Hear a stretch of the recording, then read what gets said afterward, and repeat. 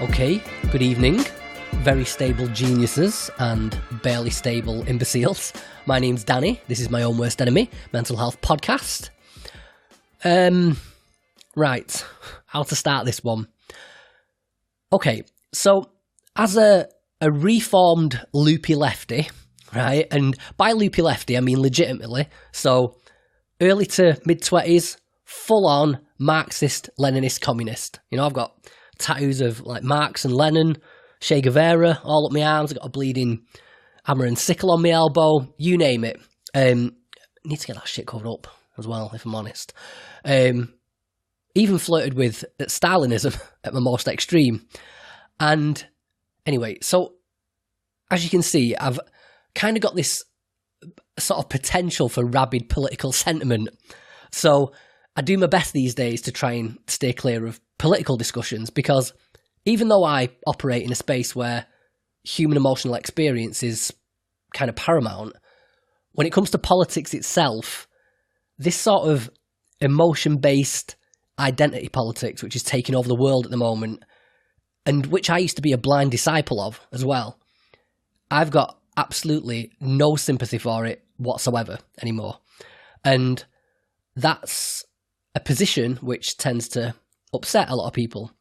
Now, I won't bother sort of anchoring myself to a particular coordinate on the political spectrum, but let's just say the best way to describe it is that my politics and my profession don't mix very well at the level of discourse, so I try to avoid it at all costs. And anyway, I only mention this because I can honestly communicate my motivations for publishing this episode without speaking to the politics that underlies that decision. So, okay, anyway, back in, I think it was around about summertime, I published an episode on something called Method of Levels Therapy, which is episode 25 with Warren Mansell, if you want to go back and check that out. And even though we went into detail about the therapy during that conversation, like what it is, the theory behind it, I thought the best way to demonstrate how it actually works would be to record myself doing a session and then let you guys listen in on it. So that's what I did. You know, I went and met Warren at his office at the University of Manchester, and we sat down, did a session. And I did intend to publish this episode quite soon after the original, but I wound up sitting on it until now, and there's a couple of reasons for that. Firstly, this is like a very personal episode, and what I mean by that isn't so much that I feel like I'm exposing myself to the world by publishing it. You know, I don't give a shit about that. I'm pretty much an open book. But when I say personal, I mean these are my problems that I'm talking about during this session, and I wasn't sure if you guys are even going to be able to relate to it or even follow along. And it might just sound like me pissing and moaning for an hour. And the other reason was, even though I got a lot out of the session, it doesn't come to any sort of narrative conclusion, at least from a listener perspective. There's not really any kind of big aha moments or anything. So I wasn't sure whether this is something that might only be of interest to like psychology students or, you know, people interested in training in method of levels or whatever. So I didn't know whether to just leave this one out of the podcast and then just let Warren use it for teaching purposes. But here's the big thing with method of levels, at least for me. So the whole philosophy behind MOL is for the therapist to do as little interfering as possible and let the client figure things out for themselves. The guy who helped develop this form of therapy, Tim Carey, even has a book called Method of Levels, How to Do Psychotherapy Without Getting in the Way. And since starting this podcast, the more I delve into the whole realm of psychotherapy, the more I learn about it, the less faith I have in the entire system. And for two reasons, mainly.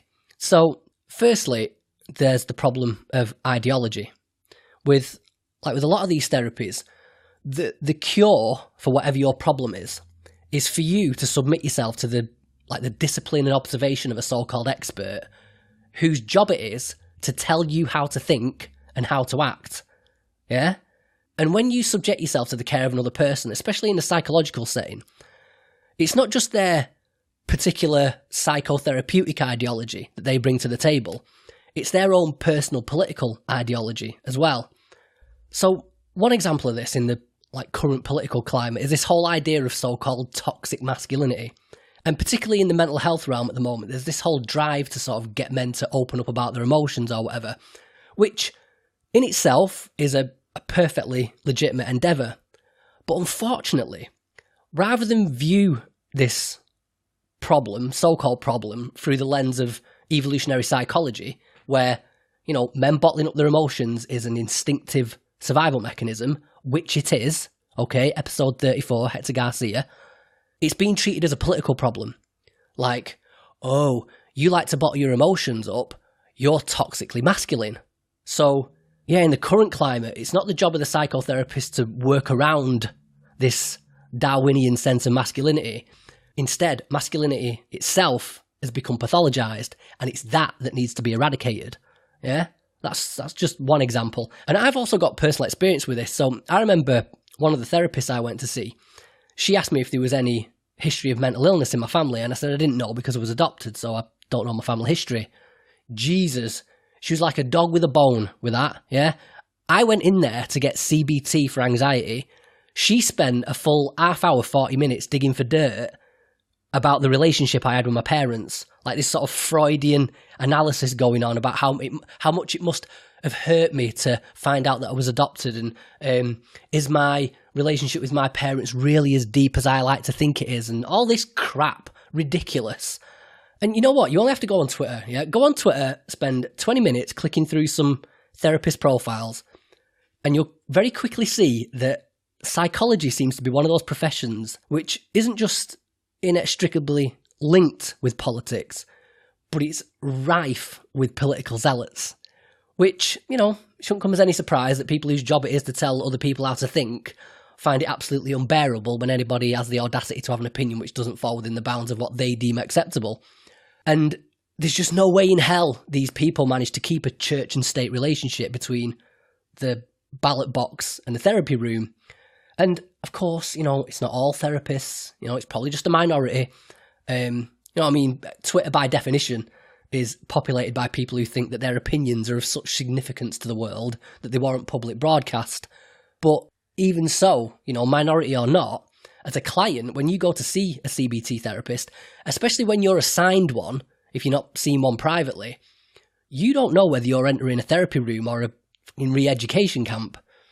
So with that in mind, from my personal opinion, method of levels seems to be the least ideologically laced therapy I've ever come across.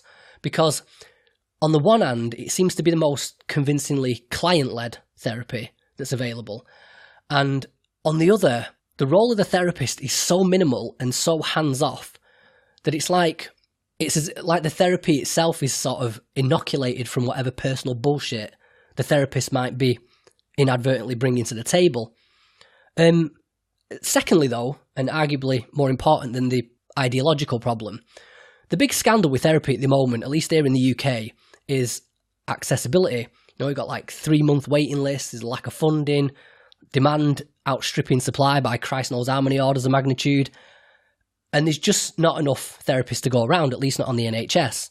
And whether it's, therapists, patients, mental health campaigners, everyone's focus seems to be on funding and the government, yeah? Let me tell you something, right? The government ain't going to fix fuck all. Fact. Ain't going to happen. Theresa May ain't going to save you. Neither did Cameron, Brown, Blair, Major, Thatcher, ad infinitum. Yeah? Shock horror, neither will the new messiah, Jeremy Corbyn. He's not going to save you either. I don't understand why people insist on this perpetual delusion that the government are going to be the saviour and fix everything, right? For me, this is one of those problems which requires a change, not at the level of government funding or policy, but right down at the theoretical level. Like, what they say, the light bulb didn't come into existence through constant improvement of the candle. It required a completely different approach.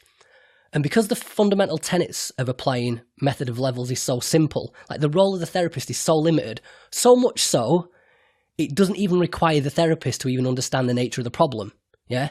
Because of that, it can basically be taught to anyone. No clinical license, no 3-4 year university degree or whatever in psychology or CBT. Anybody can learn it.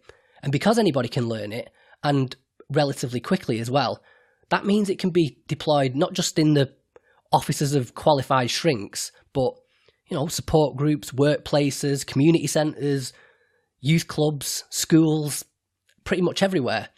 So, just me, and what do I know? Didn't even graduate high school, but I think Method of Levels has the potential, just the potential, to be the answer to the problem of a universally accessible therapy.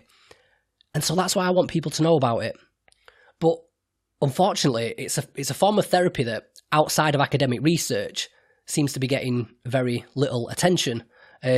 Quite possibly because it, threatens to undermine the entire megalithic institution of CBT and the livelihoods of everyone whose entire career is reliant upon it. But, that's just the tinfoil hat conspiracy theorist in me speaking. But seriously, the more people who know about it, the more interest there is, the more chance there is of it gaining traction. So, anyway, enough politics, let's get to the action. So, just in case you're new to Method of Levels, you haven't heard the first episode I did with Warren, to save you the bother of going back and listening to that first episode, Tim Carey, again, co-founder of Method of Levels, has given me permission to include the audio from one of his YouTube videos about Method of Levels to give you sort of a brief introduction to the theory behind what you're about to hear in the conversation between myself and Warren, if that makes sense. So I'll leave it there for now. Then after the session is over, I'll come back on and give you a brief overview of what I took away from it. If you can't wait, you'd rather not hear me babble on, you just want to crack on and learn more, you can go to methodoflevels.com.au. That's methodoflevels.com.au. Or you can even check out something called the MindSurf app, which is available on iOS and Android. So, App Store, Play Store, whatever. Right, anyway, let's jump into it. So, please enjoy my conversation with Warren Mansell and also this brief introduction to Method of Levels by Tim Carey.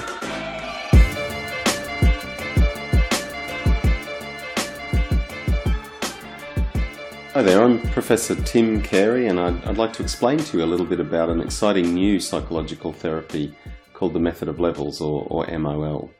MOL is based on the principles of perceptual control theory, or PCT, and from a PCT perspective, there are three principles that are important for MOL. The principles are control, conflict, and reorganization.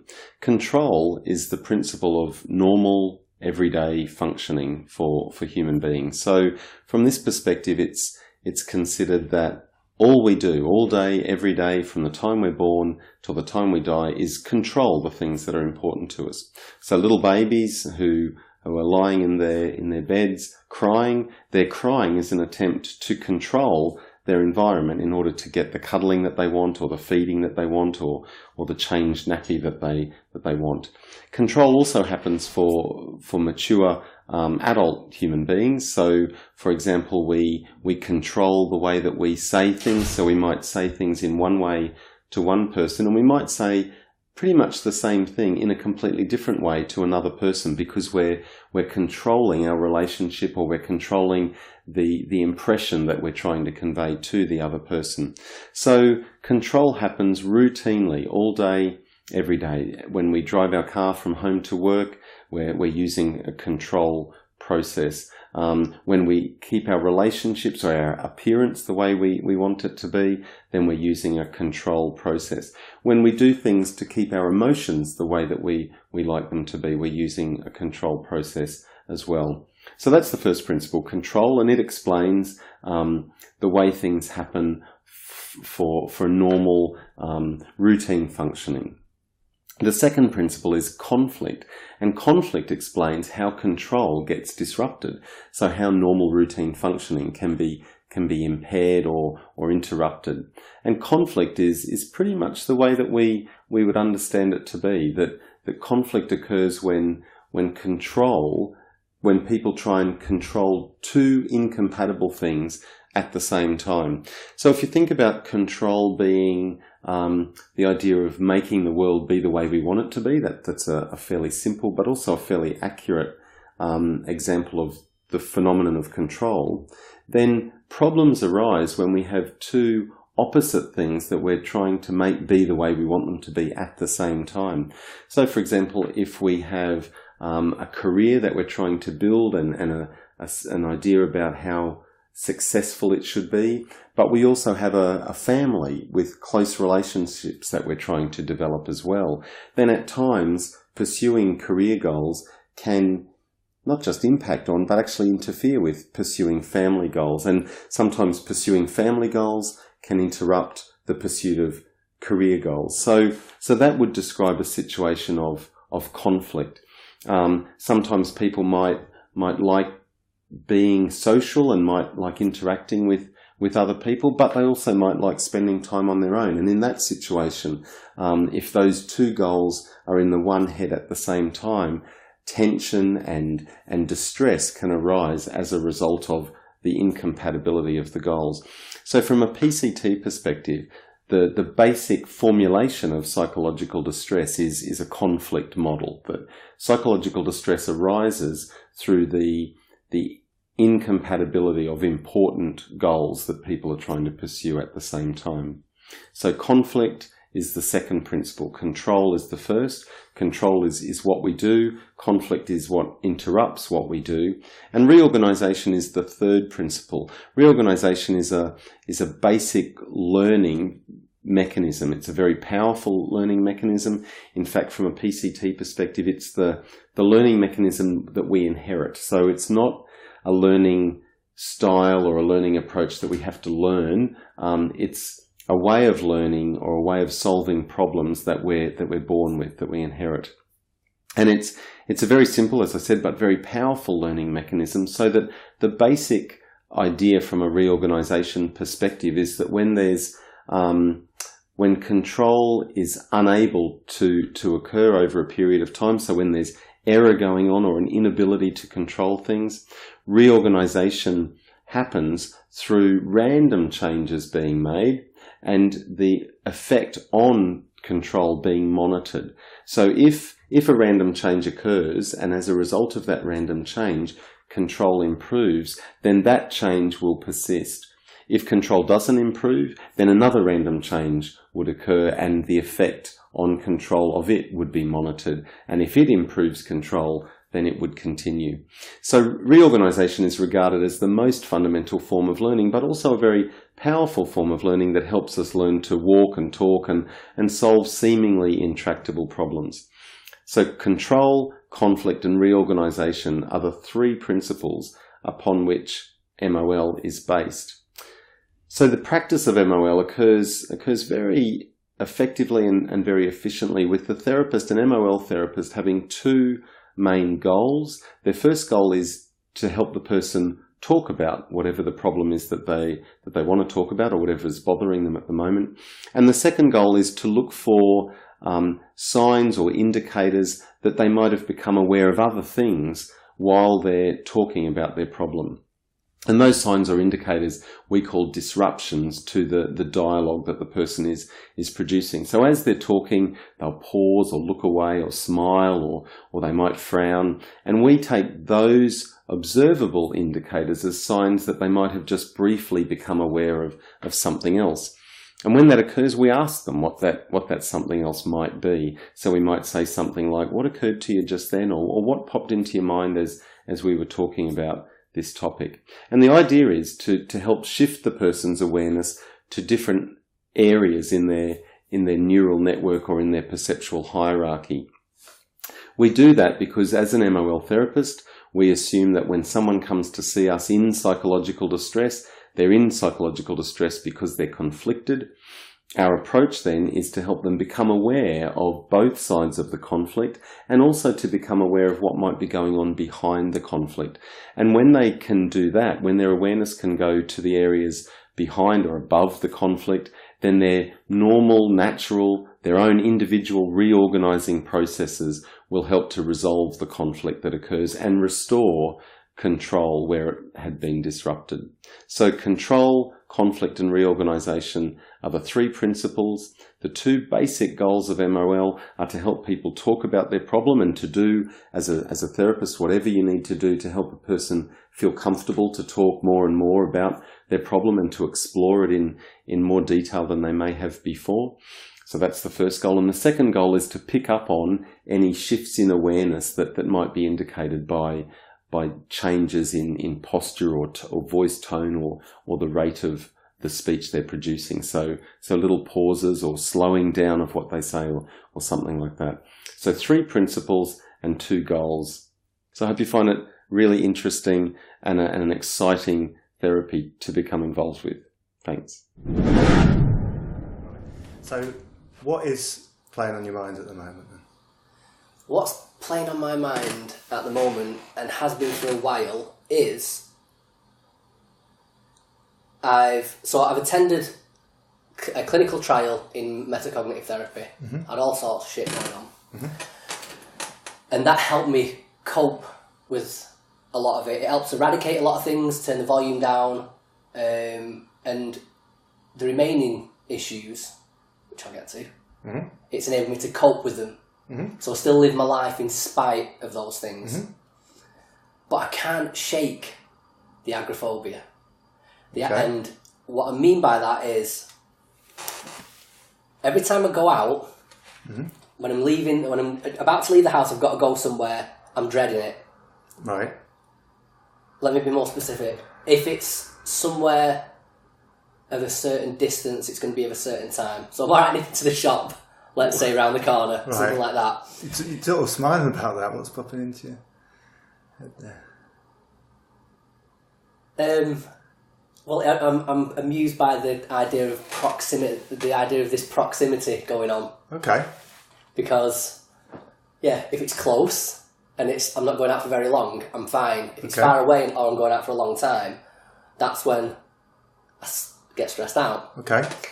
And from the moment I step out the door, my mind switches to a kind of high alertness of what's going on around me. And then slowly but surely over the course of an hour, say, physical symptoms start to kick in. Depersonalisation, dizziness. Right. Okay. Slight nausea sometimes. Okay. Like I say, I crack on regardless. Okay. But it's pretty reliable. Okay. Any of those feelings here right now as you're talking? I'm tripping my balance off a little bit. What does that actually mean? That means, so I've parked probably about 10 minutes away from here. Yeah. And the walk here, that 10-minute walk here, is when I felt those symptoms kicking in. Yeah. So slightly, when I say tripping my bollocks off, that would be feeling a little bit spaced out, a little bit deep, a little bit of depersonalisation. And you're a bit spaced out right now? A little bit. How much, like, if 0 was not at all and 10 was completely spaced out? Yeah, about a 2 or 3. Okay. I'm recognising it. And is that, how much of a problem is that?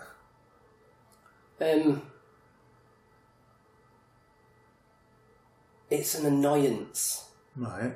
Well, you really paused while you were working that out. Well, because, like I say, it doesn't feel like a problem per se in that I've come here in spite of it. A couple of years ago, I might have got out of the car, walked a little bit, felt it kicking in, and gone, oh, fuck that, I'm going back to the car. Okay. And then made me excuses and cancelled. Mm-hmm. But I just get on in spite of it now. Okay. So like I say, it's kind of a lingering inconvenience rather than a... And again, you're sort of smiling as you're saying the lingering inconvenience. What's going through your head, is it?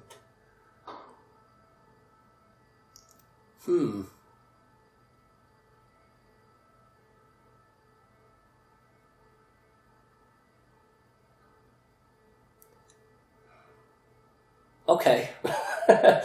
I'm questioning now whether if it's not such a problem and it's more of an inconvenience, why not just crack on anyway? Like, maybe this isn't going to do anything anyway. What do you Or think? maybe it's not. Maybe it's not worth doing. That's tricky. This, 10 minutes into. as in this session. Yeah, If it's not so much a problem, what are you here for, kind of thing? If I can live in spite of it,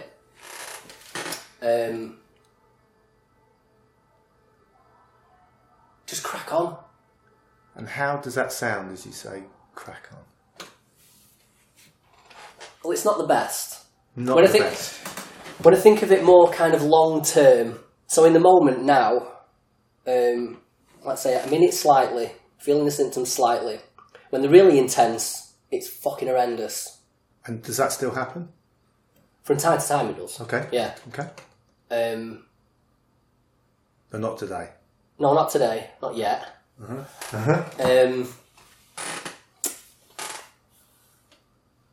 But yeah, when I think about just telling myself, just crack on with it, it's a bit of a depressing idea to Right. think Well, you're stuck like this for the rest of your life. What's popping into your head as you're thinking depressing idea?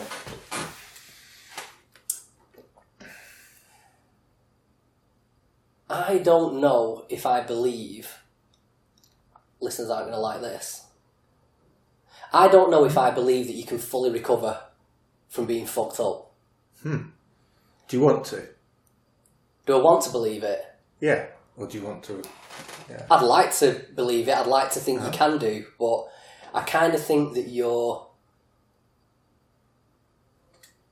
You know that Nietzsche... Have you heard that Nietzsche quote where he says, you stare into the abyss and the abyss will stare back into you? Mm-hmm. And that always kind of reminds me of... I kind of feel that once you've seen into kind of your own sort of inner malevolence, the own depths of yourself, you can't unsee that. Okay. And you have seen that? Yeah. Right. That's what I mean. And are you seeing it now? I'm not in it now, but I can certainly picture it, conceptualise it. Pop your eyes over there. What was? I think I'm trying to picture it. I'm trying to picture those times when I'm in it, when I'm in that. And what I mean specifically by when I'm in it, it's the physical sensations that are happening when I'm out and about that are the things that bother me the most. So you're talking about inner malevolence and now you're talking about physical sensations. Yeah. How do they relate? Well, because I know that it's me. I don't believe, I'm not one of these people. I don't believe in chemical imbalances and things like that. Okay. I've done this to myself. Okay, that's what you mean by Yeah. malevolence. And yeah.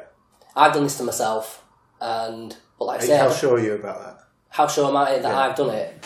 I'm pretty sure. I mean, Right. yeah, I can. I've analysed the shit out of myself, and I haven't had a bad upbringing or anything like that. I don't think, I've got no kind of Freudian archaeological traumas going on or anything like that. I just feel I've done this to myself over the past few years, for definite. That's for definite now. Yeah, it's for definite. And what's that like, knowing it's definite?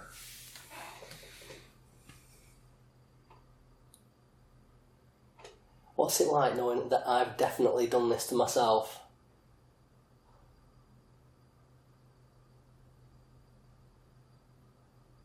It's the old one. I wish I knew then what I know now. Right. Because I could have avoided all this, I think. Yeah. What were you just glancing at? I'm just making sure that I believed what I've said, that I've Okay. articulated myself Yeah. properly, and I have done. Okay. Yeah. Okay. Where do you want to go with this now, Danny?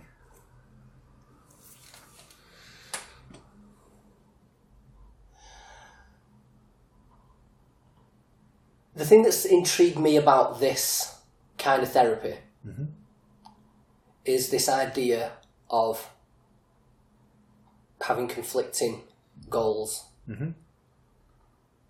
simultaneously, and some that I might not be aware of. And what confuses me is, even though I can go out, I can be fine, I can socialise, I can do all those things, I don't understand. I don't know what it is that's stressing me out at that physical level. Mm-hmm. Something's stressing me out. It must be, And because like I say, it's very reliable. mm-hmm. And do you want to know what it is? I definitely want to know what you it really is. emphasise that. Yeah. What's the... I feel like if I could figure out what is bothering me so much, if I could go out and hold it in awareness and know about it, it might not affect me so much, or whether I don't know, more like this kind of caricatured Freudian idea that I'll just have a eureka moment and go, oh, that's what it is, and it won't bother me anymore. And at the moment, what does it look like? What does what look like? This thing that gets in the way. If you're going out and stresses you out.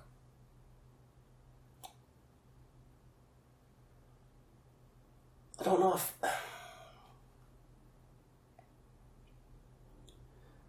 The thing that's most obvious to me is that, let's say, when I walk outside, there's an immediate shift of awareness. Mm-hmm.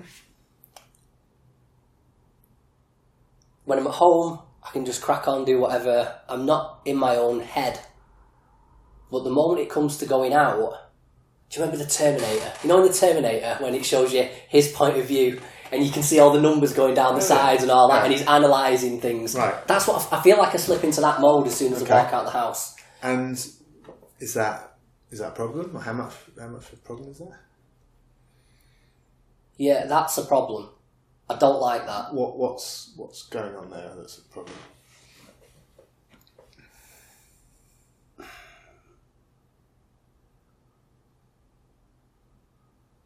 It's like about estimate. It's like it feels like 90% of my awareness is on myself, on my internal set bodily sensations, not so much thoughts, and I can't get out of it. I can't put my attention elsewhere. Once that, like, I've turned my attention to myself, it's there, regardless of what I do, regardless of how much I try and relax or tell myself, it's fine, we've done this a million times. So when you step out of the house, it's 90%, and it's a long journey for a while. It's 90% awareness. Yeah, it's all right that. Now, how much is on your body?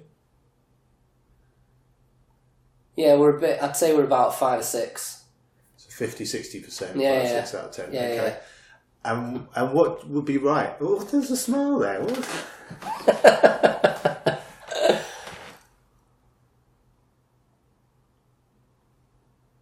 I don't know what I'm laughing at. Okay, doesn't matter. What would be about the right level right now that you think was about right for this situation? 0. So no attention on your body sensations. No kind of self-awareness like no that. No readouts like in the Terminator. No Terminator POV or anything. No. Yeah, like that. Like, that's how you'd like it to be. Yeah, because there are situations where I'm like that. You know, when I'm at home, when I'm with my family. There's plenty of times like that. Like I say, there's been other things. There was a time what just popped in your head? Yeah. Well, I'm going to kind of give you a comparative sort of analysis now of sort of the progress I've made. So, at my worst, I was having panic attacks all the time. Don't really get them anymore. I was struggling with, what they call it, monophobia. Didn't like being on my own. Right. I really didn't like being left on my own. Not so fussed about that anymore. Right. Depression. I don't get a sense of hopelessness or anything like that anymore. Loads of things I've kind of sorted out. Well, how does that sound? Telling me that. bit of a double-edged sword, really. Right, go on. Well, on the one hand, it's nice to think, well, you know, I've made progress, but I've not made enough. Well, where's that coming from, the not made enough?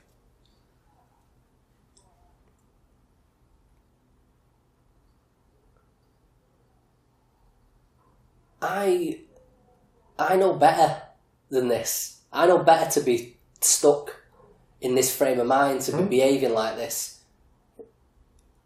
Do you know what I mean? Like, you know better. I know better in the sense of, this is what I do now. I read about all these therapies. I read about psychological theory. I read about mental health. I know quite a lot about it. I'm not in that space where it's new to me. I'm lost and confused. Right. I know my shit. And I preach this stuff to people all the time. And I've applied it to other things. Like I say, the monophobia, the panic attacks. What? I don't know what the fuck is going on with this one. I don't know what's this bit where you kind of honing in. That's all right. Is that for the listener, I'm kind of doing a pinpointing gesture. Yeah. Is that something that you do? Hone in on things? Yes, it is. Obviously, I hone in on those physical sensations a lot. Right.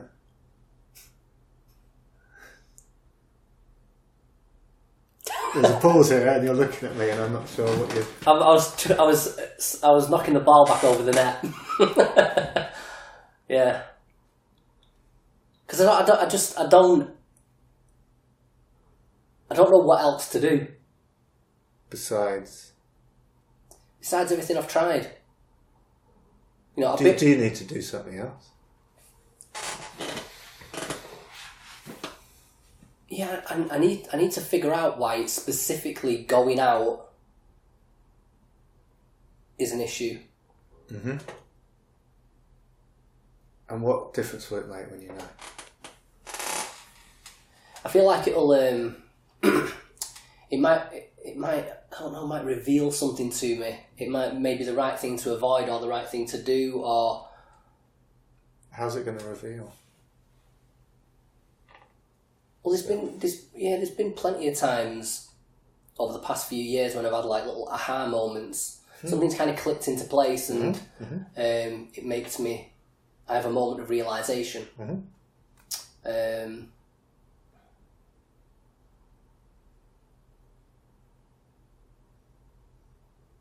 I suppose that's what I'm looking for. I'm looking to figure it out. What it is. What it is that makes me, the moment I walk out the front door, go, right, attention on self. And how far have you got with that? Fucking nowhere. Yeah. That's a big laugh. Yeah, What's I'm not... about? Well, I can see the humour in it. I can see the humour in it. It is... Why? What's a funny bit? Well, the idea of a grown man, nearly 35 years old, just kind of struggling to get out and about, and that when I do it, it's like, yay! Well, it's silly, isn't it? Going out for the day. What's this clapping? Well, I'm thinking of sometimes, like, me and my missus will go out somewhere, and, like, I manage to stick it out, and I'll, you know, without falling to the floor, foaming at the mouth or something, and then she'll say, oh, you know, I'm proud of you, and it's like, fucking hell, you're proud of me for going out. It's just a bit daft, isn't it? What's the daft bit? Well, like I say, I'm a grown man. A grown man? Yeah, I'm a grown-ass man, and the idea of, like, yay for you, you went out for a couple of hours. It's not the biggest achievement, is it? Well, how big do you think it is? I don't think it's big. You don't think it's big, but you're clapping yourself as you do. I'm being sarcastic. It's like, yay me. So you don't ever do that, or you do that? Oh, I do that too. Yeah, like say when you do it and you're sarcastic about it. Yes, when my girlfriend will say to me like, "Oh, I'm so proud of you for doing that," or whatever. Like I've got a little baby girl. She's like 4 months now, and I was looking after her for the day and took her to Manchester city centre. And yeah, I told the other half about it. She was like, "Oh, I'm so proud of you." Like I say, it's like, yay me. So you're thinking about that, weren't you? And do you want to tell me about what you were thinking about, or do you want to tell me about the yay me? Where do you want to go with it? All right, yeah, what I was thinking then was I was remembering actually going out to Manchester with my little girl. Yeah. And I fucking hate, and I can't emphasise this enough, I fucking hate that when I'm out with my kids, I'm distracted by this. That sometimes it's getting that intense that all I want to do is get it over with and get the fuck out of there. So it could even be, I could be at the beach with my kids, I could be doing something really nice that should be really nice. But because I'm starting to feel that sort of sickness coming over me, I don't care how nice it is, I just want to get out of there. Right. I want it over with. I want to just be at home and say, right, we've done it. Right. Because when I'm at home, it's automatic. I shut the door and it starts dissipating and I start calming down. And I hate that. You hate, and you really... I fucking hate that, yeah. And when do you hate it the most?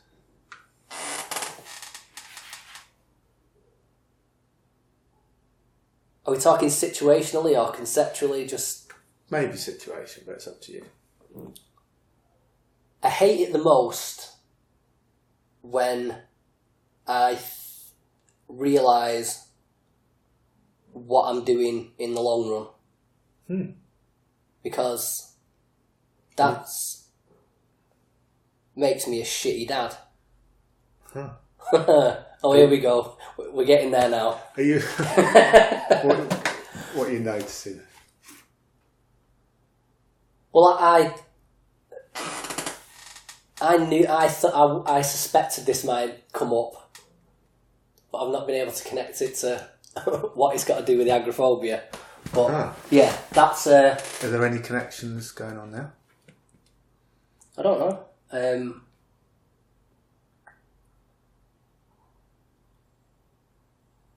I don't know, maybe, because, like I say, it happens when I'm out with my kids, but it happens when I'm not with them. You're right there, yeah. Just coughing. Okay. Yeah, yeah, I wondered whether that idea of being a shitty dad does bother me. But then... How shitty are you worried about being?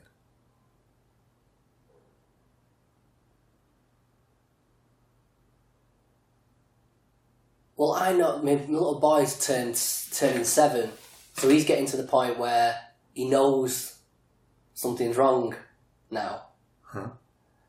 And I don't want him to remember his memories of me on holiday or doing whatever we're doing, of being, Daddy always had an headache. That's my excuse. I've got a headache. Daddy never wanted to do anything. You know what I mean? We always left places early. I don't like the idea of him picking up on my. And how clear are those ideas about his memories now, as you're telling me?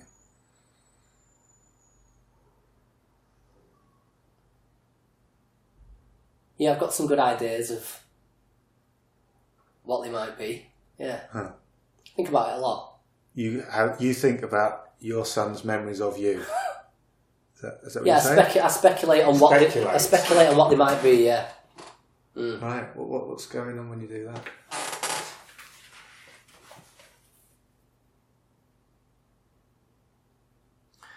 Okay. So I don't know where to start here. Might be a good starting point. Okay, let's try and tie all this together a little bit. So, when I said that I've done this to myself, I will talk about this at length, listeners, at some point. This goes back to about 2008. I went bankrupt. I'd had a business for a couple of years. I was doing all right for myself. I went bankrupt. Spent the next few years just stressing out about that, embarrassed about it, ashamed of it. And it's all I talked about. And up until recently, I used to own a nightclub. That was my thing. And I'd cram that into every conversation I had with somebody. So it's like, what do you do for a living now? It's like, well, I do X. But I used to own a nightclub. I'd fucking crowbar that into every conversation because I wanted people to know that I haven't always been a failure, that I was doing alright for myself at one point. And one of the things that bothers me now is I'm not a fan of vacuous platitudes telling your kids they can do whatever they want in life. You can be whatever you want, yada, yada, yada. Because they're just words. I want my little boy to believe that he can do whatever he wants and that with hard work he can make progress in life. But how is my little boy, or my little girl now for that matter, supposed to believe me when I tell them that they can do whatever they want in life? I can't even leave the fucking house without getting stressed out about it. So what sort of example is that to set for your kids? And what kind of example do you want to set? I want them to be, not afraid of the world. I don't want them to turn out like me. Especially this me. What kind of me do you want them to turn out as? I don't want them to turn out like me. I want them to turn out like everything I'm not. I want them to be... Everything you're not? Well, that's probably an exaggeration. But... yeah, I want them to feel like they can make their own way in the world, not end up with... I don't want to put my issues on them. I know... Are you doing that at the moment? I'm trying not to. Right. But How's it going? I don't know. Don't know? I don't know. Because I don't know what they're going to remember, what they're going to pick up on, what they're going to intuit from the way I... What's your hunch from what you can detect right now? What are they picking up right now?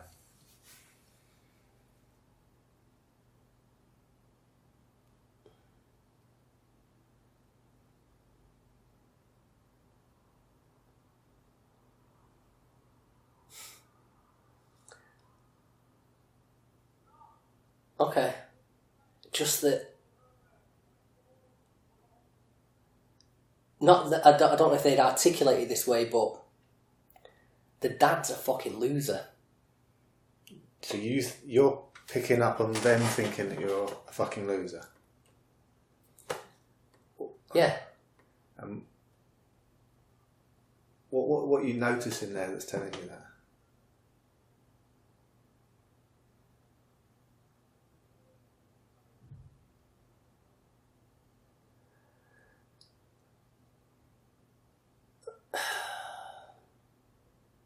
Because I think it's three things. My narrative, my story, has just been one constant fuck up after another.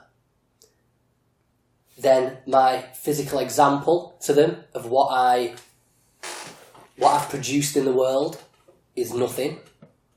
And then this, on top of it, struggling to just get out of the fucking house sometimes and just cope with life in general. It's like the icing on the cake. Do you know what I mean? It's what do you mean by the icing on the cake? Well, I say that's a piss take, isn't it? I mean, it's one thing to have made a few fuck ups. Mm-hmm. It's another thing to be in a position where you've not produced anything. You've got nothing to show for your efforts. So you've got nothing to show for your efforts, and produce nothing. Mm. Is that another thing that you're sure about? Yeah. My kids. What's This going sounds on like. there? Sorry, go on. Just something popped in. Yeah. Well, I was going to say this sounds like a platitude, but it's true. The only thing I've done right is my kids. Huh? And I do try my best with them. You try And your best. I'm going to fucking contradict myself now. Go on. I think I'm a pretty good dad.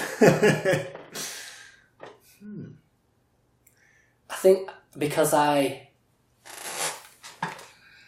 spend time with them when I can. I'm affectionate towards them. I make a conscious effort not to be one of those dads. I know those dads that don't give a shit. You know those dads. Yeah, not my dad. I mean, my dad was great. Right. But I know contemporaries Yeah. that are like that. And I don't want to be like that. So make a conscious effort to be a good dad, to have fun with them, yada yada yada. What happened there when you went yada yada yada? Well, I just felt like I was starting to blow my own trumpet a bit. Right. Blow your own trumpet. Yeah. I've made the point. I'm a good dad. Have you made the point? Yeah, I think so. So you were blowing your own trumpet, then you just went yada yada and stopped yourself. Well, I could sit here and list off loads of things that I do with them. You could. Yeah, I could. But you don't want to, or you. I just don't feel the need to. You don't feel the need to. No. Okay.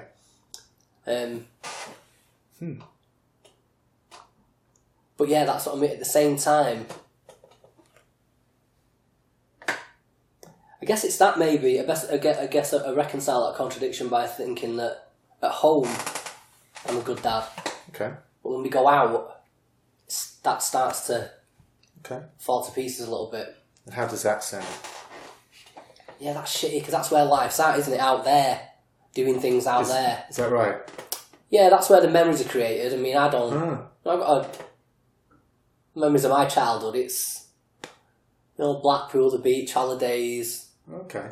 Do you know what I mean? There's not that many memories of sitting at home watching Bullseye or whatever. Right. So, yeah, they're the things I feel like. Oh, let me give you an example. Fucking hell, this eats away at me. This. It's gonna sound. It sounds stupid. This, I think. A couple of years ago, I went on holiday, and my little boy was he's still into Marvel and stuff like that. And he said, a couple of weeks before the holidays, he kept going on about when we go on the beach, you want to play Iron Man with me. He had these 2 Iron Man masks, and we was going to put the masks on, and we were going to, have a bit of a step to on the beach. And he'd waited for that for weeks. And then when we got there, we got to the beach, we had the masks, and because I was in that mode again, where I just wasn't feeling right, my head just wasn't in it, got that kind of sickness, call it the sickness, come over me. And he wanted to play, and I made some sort of silly excuse. Right. And how do you like that to pan out now?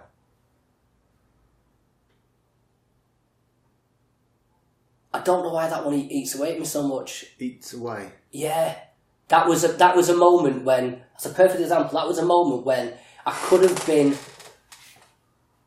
a really good dad. I could have created that moment. What's going on there as you're trying to imagine that? That's one of them moments that he might have remembered. Okay. And what would that moment look like? Just me and him dicking about on the beach, not giving a fuck. And then you thinking about that? Yeah. But I didn't do it. Okay. Because, my head wasn't in the right place. So no, Danny's being a miserable fucker. Where was your head? That's it. I'm not in the mood. I just feel... Right. What mood would you need to be?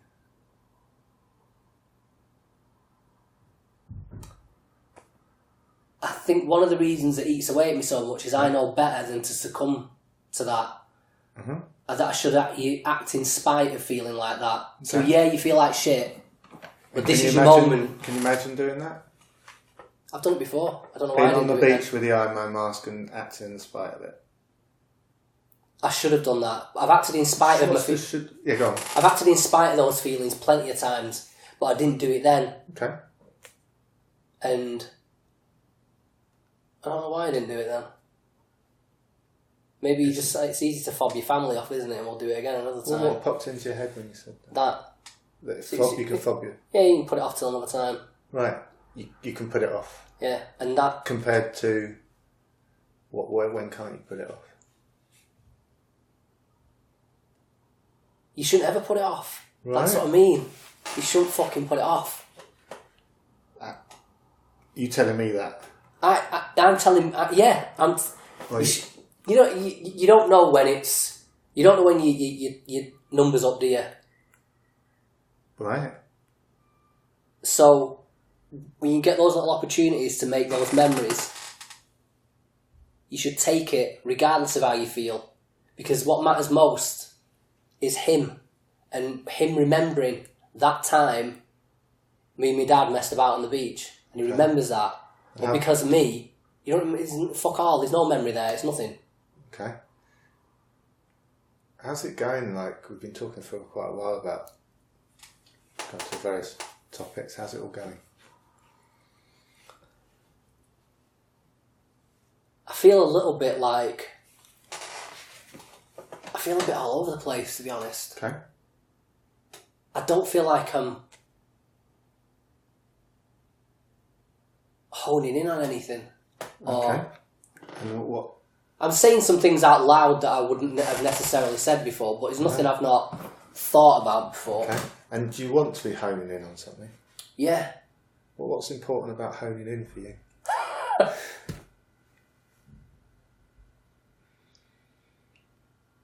I just want to be able to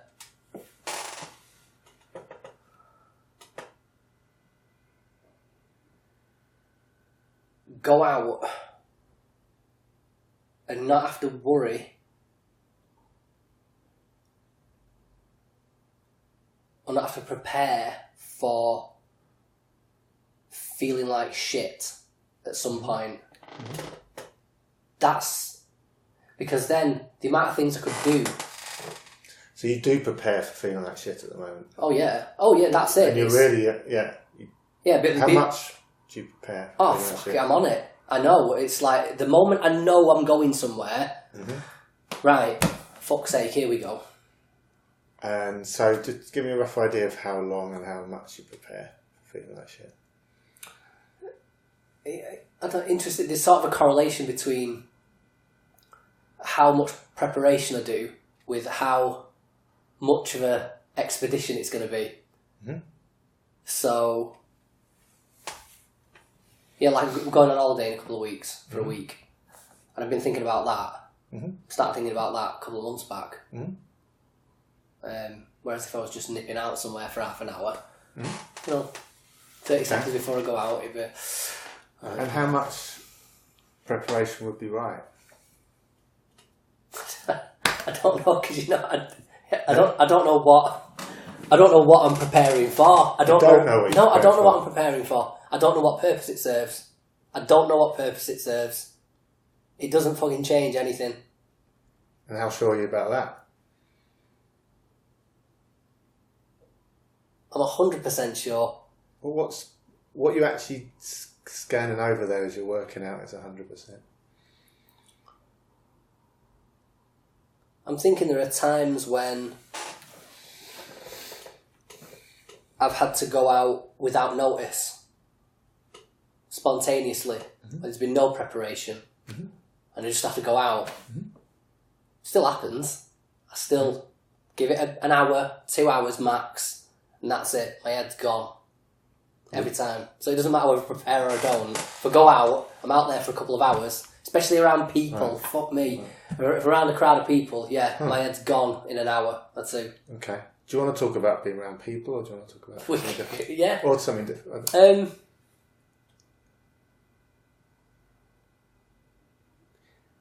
Yeah.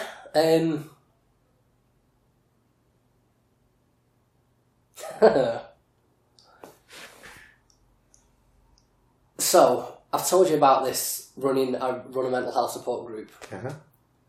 And I've been doing that for about 3 years now. And I think I'm done with it. Mm-hmm. I don't want to do it anymore. Mm-hmm. And I think one of the reasons is that I started the group because when the agoraphobia was real bad, was starting to get to the point where I couldn't leave the house. I needed something to get me out of the house. Mm-hmm. And I thought that going out and socialising would be good exposure therapy. Mm-hmm. It'd get me used to going out again. Mm-hmm. I thought if I could get myself used to being in a room of 50 people, which is what the group sometimes gets like, then going getting a loaf of bread from Sainsbury's would be a piece of piss.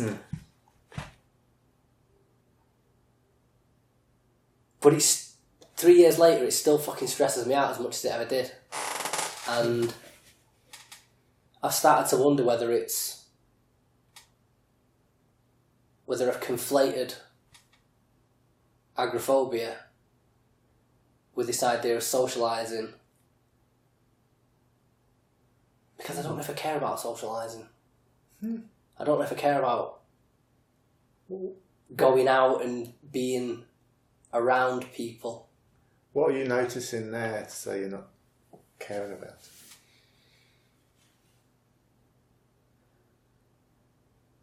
I feel like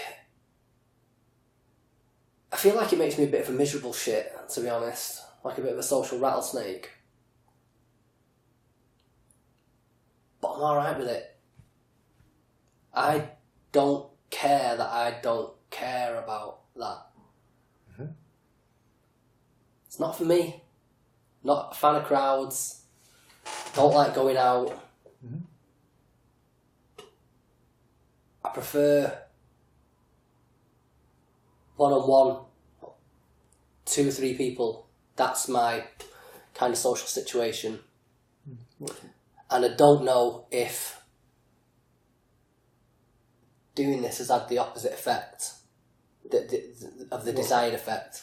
What are you noticing that's telling you it has the opposite effect?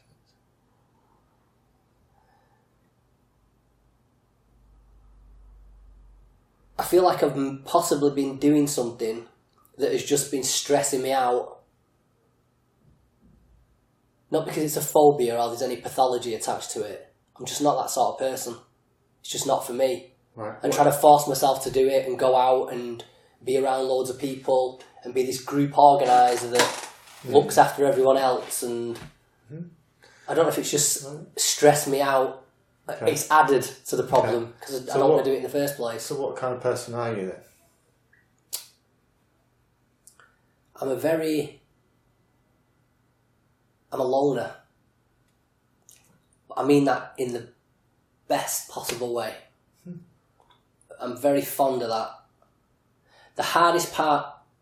One of the hardest parts of this past few years for me was like I just described. I went through a period of not being able to be on my own. I've always been a loner who can't be on his own. Yes.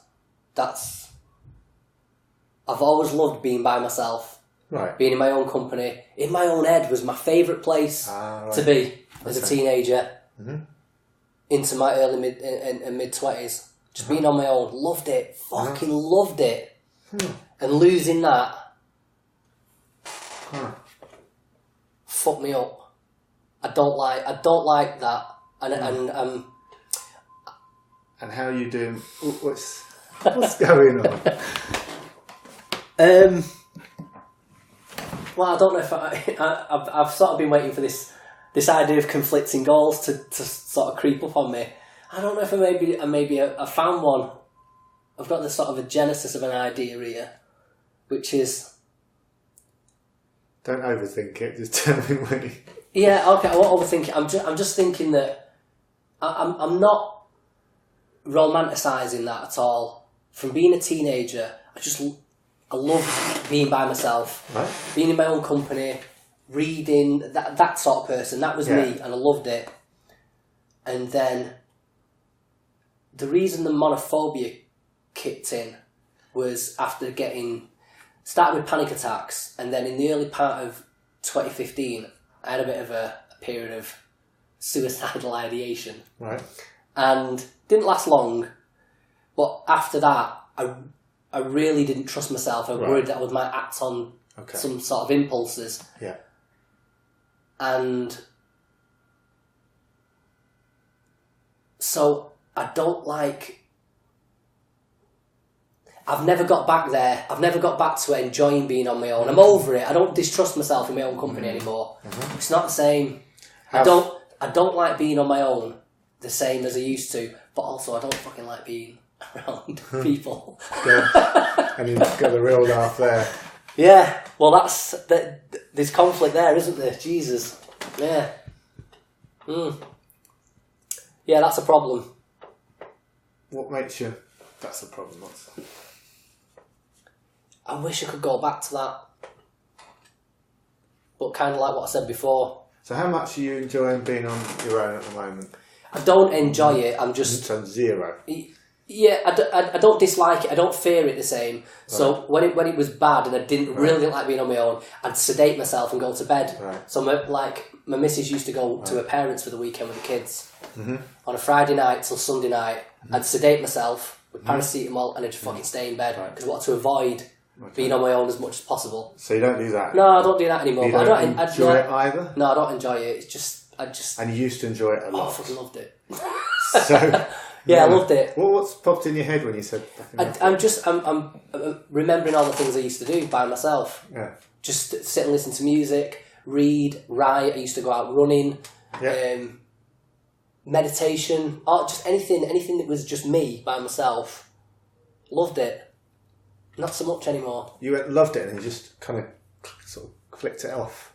Yeah, it's gone. It's gone. Yeah. What? I don't enjoy those things anymore. And what made you just sort of go flick and I don't enjoy that? Like I say, it's like the person I was my entire life just disappeared. That quickly?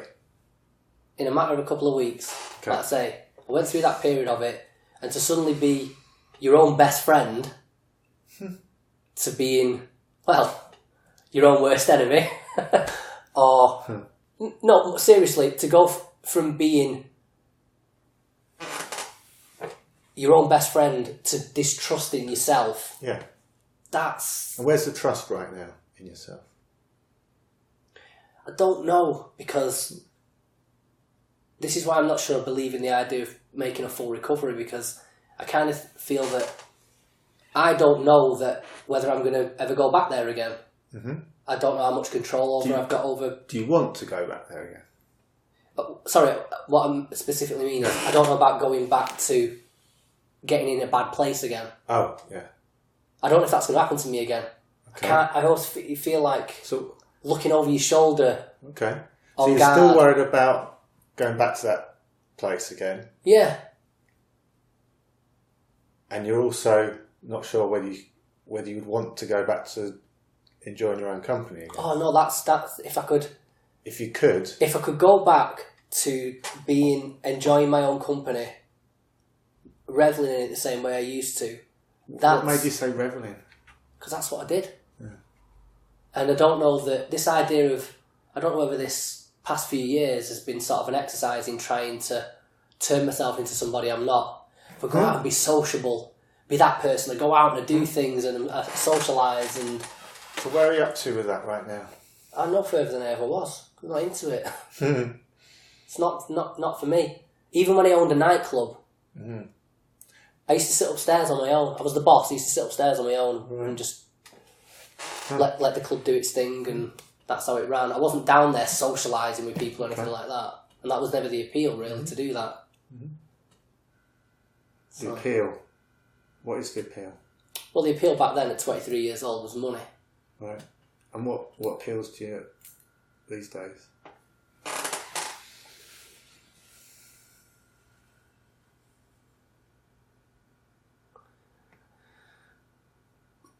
probably getting back to there, the three things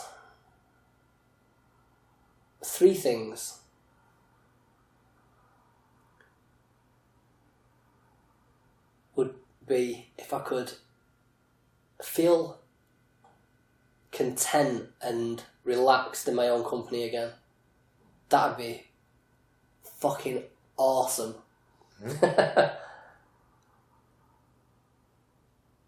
If I could achieve something that made up for that fucking that business up and going bankrupt. And if I could just go out and about with my kids without that sickness coming over me. And are these all There's about... my paradise right there. Okay. What's that like, seeing that now? Bittersweet. Bittersweet? Yeah. It's bittersweet because it doesn't feel like too much to ask. You know, I'm not asking to be a billionaire playboy on a yacht snorting coke on some stripper's tits or anything like that. Quite modest goals. And they feel, even though in an objective sense they should be easily achievable, subjectively feel a fucking million miles away. Are they all as far as each other? Yeah. They're a million miles away. And they're all about a million miles away? Yeah. None of them are like 2 million or half a million? No, it's not, yeah, there's no, it feels... No difference? No. So all three of them are kind of extremely far away but equal distance away from you. Feeling relaxed in your own company, the being okay with your kids and achieving something to make up for your bankruptcy. Okay. Yeah. That last one feels further away. Okay. Yeah, it does. How much further?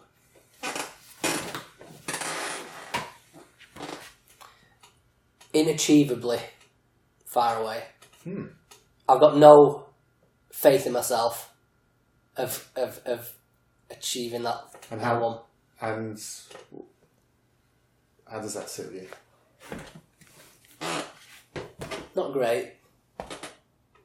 Not great? No. Awful. Awful. Yeah, awful. Yeah, no, I don't... And does that feel, not achieving, making up for the bankruptcy, does that feel more awful or less awful than not achieving, being relaxed by yourself or being relaxed with your kids? Not me. Which is...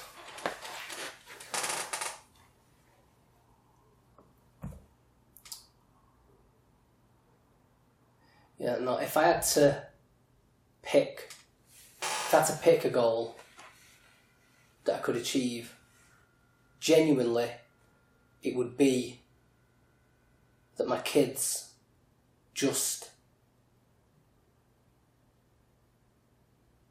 when they're older, they think I'm a good dad.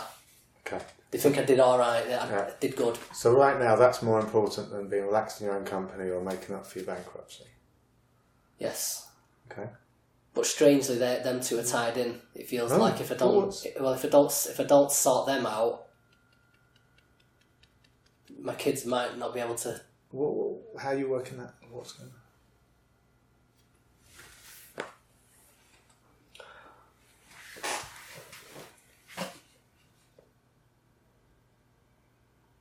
Well, especially with the producing something, cobbling some sort of career together or whatever.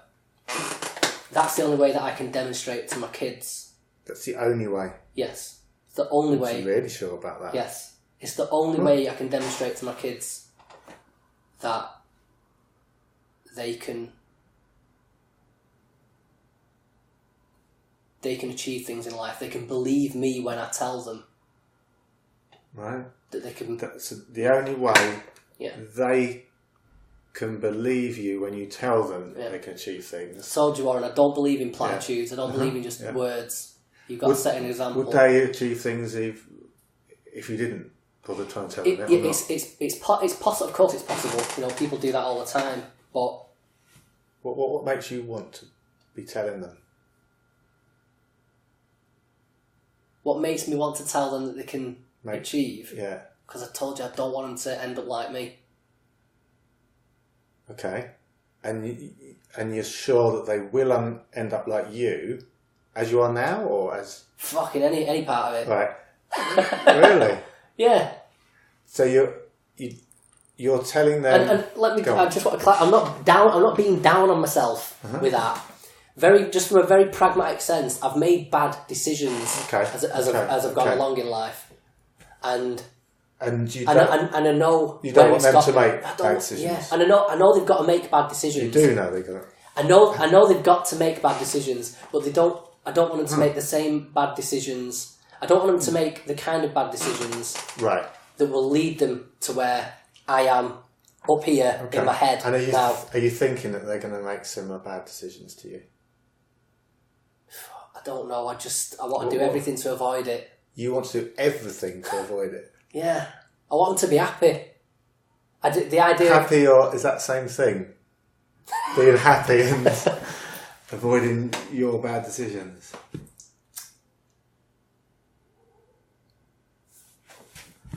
I don't know. I don't know.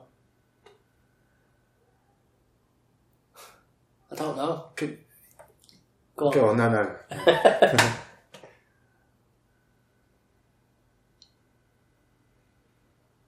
It's just that, isn't it? It's I can kind of look back on things and say, well, that was a fucking terrible idea, and you shouldn't have done that.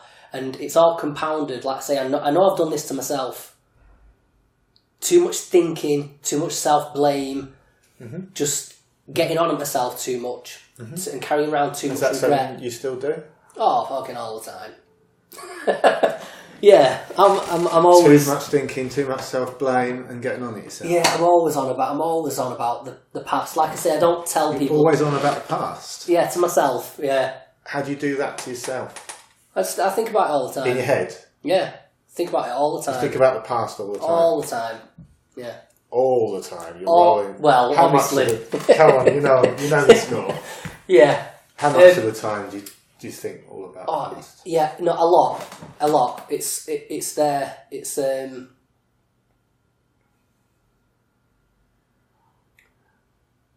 How much? Yeah, it factors into a lot of my decision making, and just a lot of, especially time by myself. I don't do reminiscing very good, and looking back at old photos and stuff like that, because it bothers me. Okay. So, how much do you want to think about the past? What would be about the right amount? At the moment you do it nearly all the time. How much do you think is about right? Well, about as much as most, I'm going to use the word normal people would. What would that be for you? When you just... You get together, every now and again you're with someone and just fondly recall the past. Okay. Look at some photographs. So that's like with another person.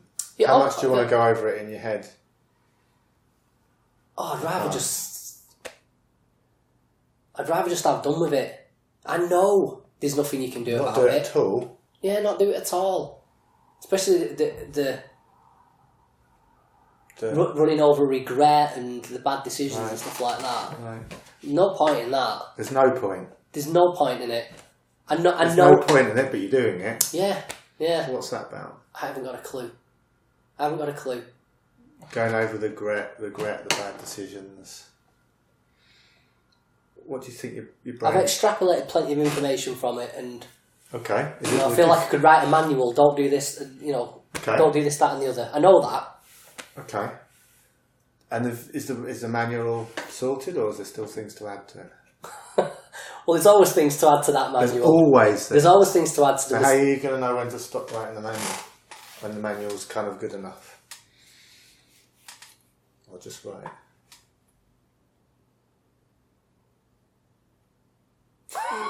What? Well, I'll contradict myself. Well, I was going to say, the manual's never written, is it? It's never written? It's never written. That's what life is. Do you want to... I mean... But I'm saying, I'm on the one hand, I'm going, oh, well, I want to just stop it and not think about it. But But on the other hand, I'm saying, well, of course, you can carry on making mistakes for the rest of your life and just carry on learning from them. But... Huh. And how do those two sound?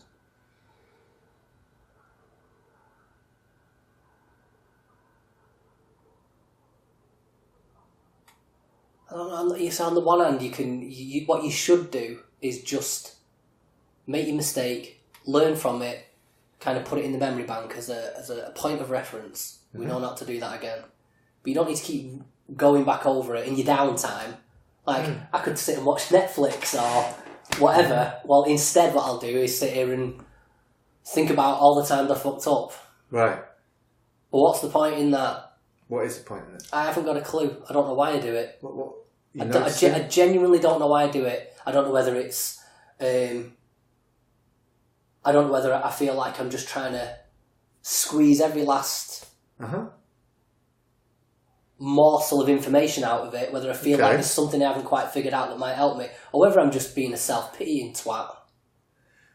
We talk about both of those things. Mm. So the squeezing the last morsel of information out of something and the self-pitying. Mm. Which of those do you want to...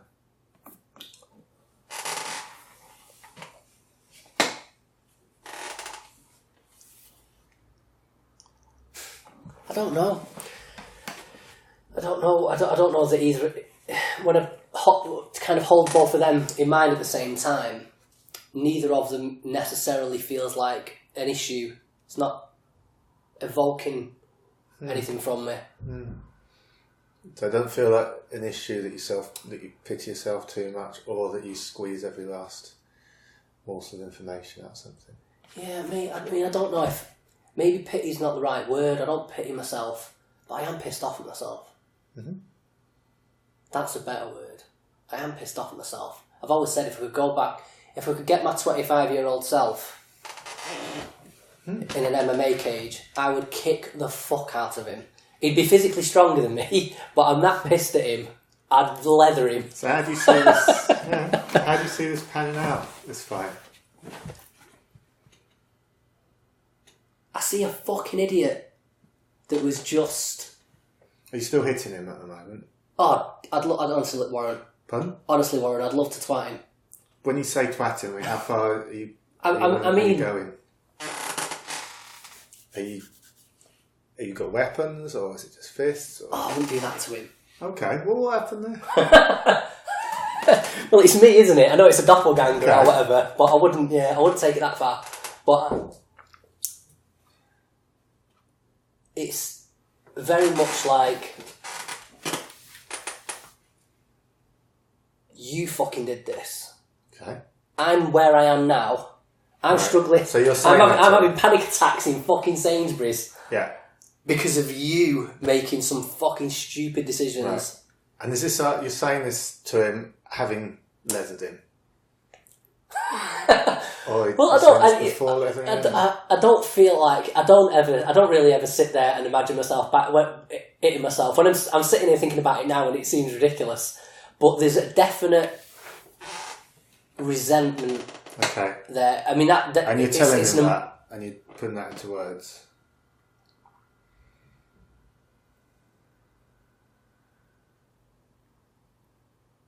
I just feel it. Feel resentment. Okay. For past decisions. Yeah. And you started just actually pointing and having a go there. Did I? Yeah. Did I? Fucking hell. Yeah. No, yeah.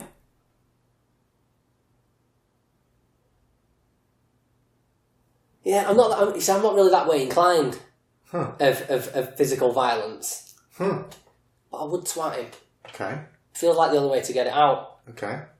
And what happens after you twatted him? I don't know, maybe he just sort himself out a little bit and make some better decisions. Yeah. Just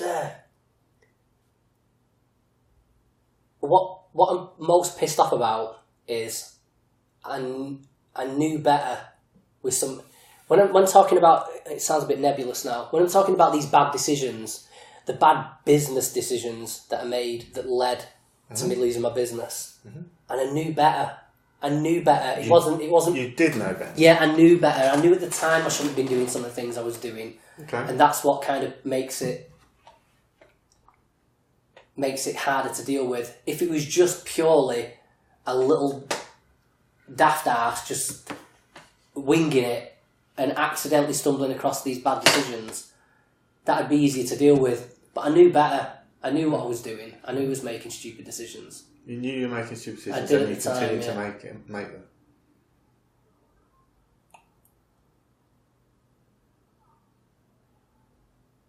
Well, I don't feel like I'm at that level anymore where that's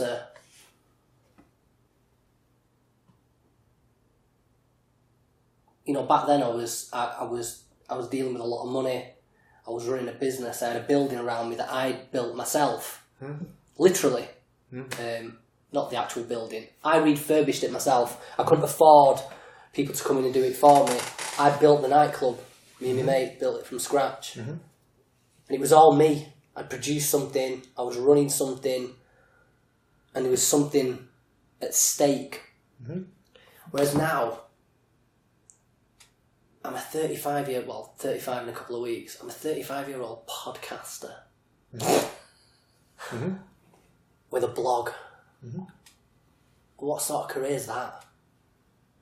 I'm not earning fuck all from it. I'm hoping to, but it's not getting me anywhere now. So I don't feel like I'm making important decisions in the same way. There's nothing at stake when there's right.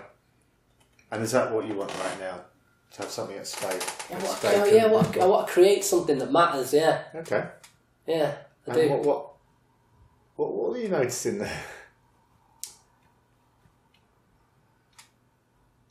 I just like I like the idea of creating something that matters. That well, it sorts a couple of things out. I'd feel like I'd made up for losing the business. My kids would have something because I'd be able to point to something and say, I worked my ass off for that and I created something and you can do the same. Okay. Not just believe me because I say so. And where are you up to with creating something that matters right now? I don't know. I mean, I've got...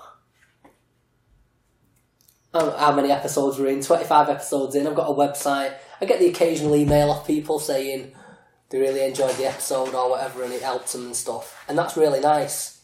But...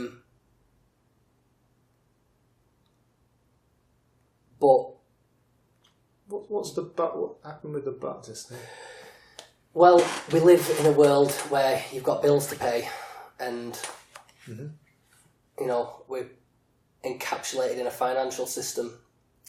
And it's nice to help people. It's great. But I sometimes wonder whether it would be just better for me to just knock it on the head and just go get a fucking job.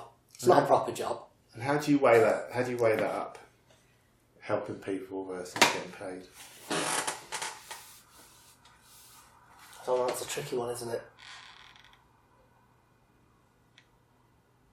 Because I'm not qualified. If I went and got a job, it would be a dead-end job. I've got no qualifications. I've got nothing of any value to offer anyone, really. I could go and be a cleaner. I could go work at McDonald's, things like that. Nothing against those jobs, right? Just not for me. And I don't feel that working as a cleaner or whatever is going to be a good demonstration to my kids that they can achieve whatever they want in life. Okay, what job do you actually want?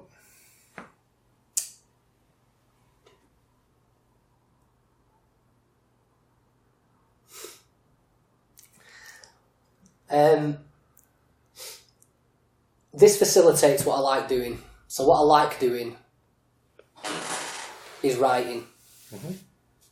I've done that since I was a teenager, and I've loved it. But again, I've never gone down that road too far because it's like owning a fucking lottery ticket, isn't it?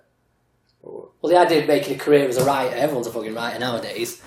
The chances of it actually turning into a paid gig is minimal. So I've always kind of avoided it. You've got to be pragmatic. I've got bills to pay and I've got kids now. I can't piss fart about just trying to be a writer. But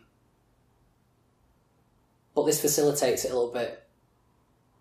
And so I do like the path that I'm on. And I've got... What were you noticing there when you talk about the path that you're on?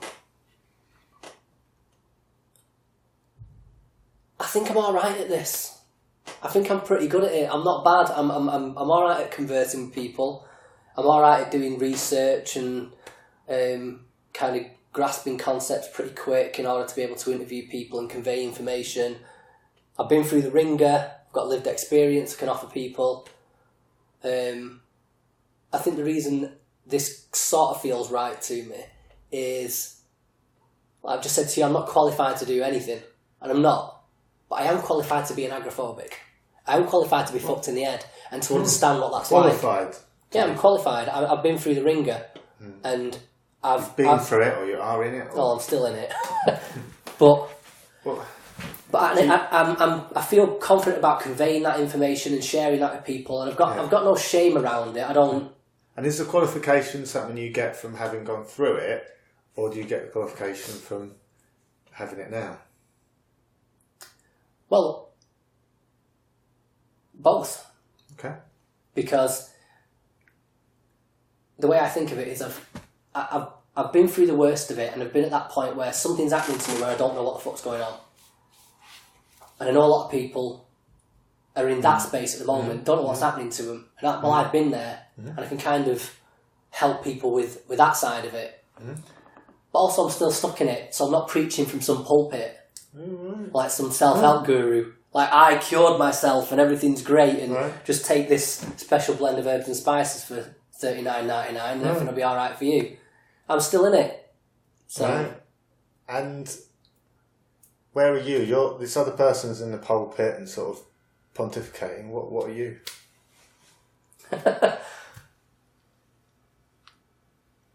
I feel like I'm in the weeds a bit still. Can you see above the weeds, or are they? Well, that's it. I kind of feel like, and I meet people like this at the support group that are lost and scared to death, and they don't know what's happening to them. And what are you? Well, I'm able to say, well, yeah, I've been there, and you know, it's there is light at the end of the tunnel. Like saying now I'm living in spite of still struggling, whereas before I wasn't. So you can see the light at the moment. Yeah, I think so. I've not got, even though I said to you that I feel that I'm not sure if you can completely be cured, if that's the right word, or completely fix yourself. I feel like these experiences scar you because you can't forget them. But I don't feel hopeless about it either. And that's mainly from the fact that... How many scars have you got? Mental scars? I don't know, I've never quantified them really, but I feel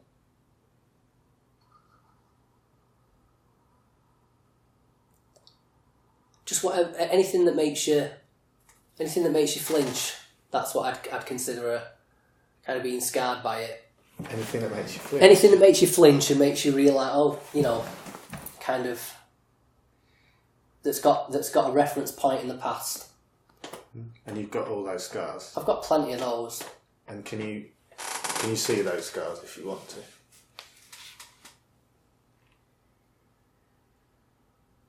What do you mean by that? Well, can you see the scars? Or do you mean can I identify the content of each thing that remains? Is that what you mean? I'm not sure quite what I mean.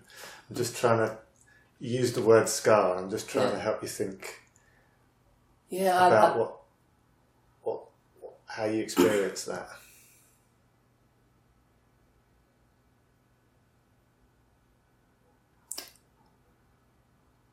Well, from a scar, so from I suppose from like a metaphorical standpoint, would be like a dog that's been beaten. Okay, it might get a new owner, and the owner might treat it well, it might come to trust humans again. But every time that hand comes in for the stroke, it's going to flinch. There's a flinch there. And that's kind of what I feel, that's what I mean by being scarred by your past experiences. Okay. And that's like you? Yeah. That's what I mean. Every time I've got to go out, like, oh, you know, that's a big flinch. But these smaller ones as well, the ones that I don't feel I'm dealing with anymore, still now, when I know I'm going to be left on my own. Whereas before it was like, oh, can't wait for this. Like, I've got me time. Now it's a bit like, ugh. Okay. What's that feeling? It's just it's that recall of those times spent by myself, just wondering, what am I safe in my own company? What am I going to do to myself? So when you say the recall, what do you actually? What are you telling me? Remember it. Just and do you get those coming back as you're telling me? Yeah.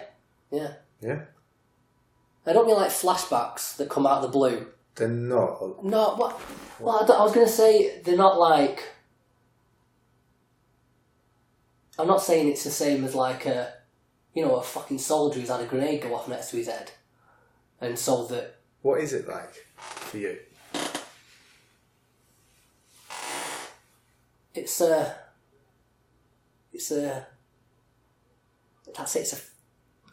a flashback. It's a recall. It's a reminder.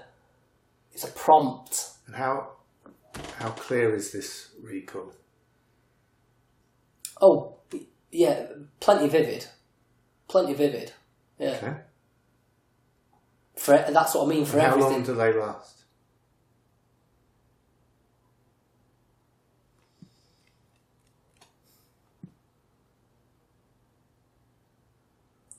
I think it's momentary.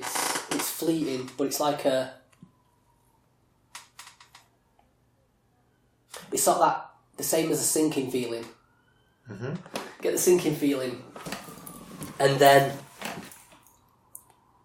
it's not like I'll sit there thinking about these things constantly, but it's enough to set me off. Okay. And put me in that mode. I feel like I'm talking very. So there's a clear recall, a sinking feeling, and then you're in a different mode. Yes.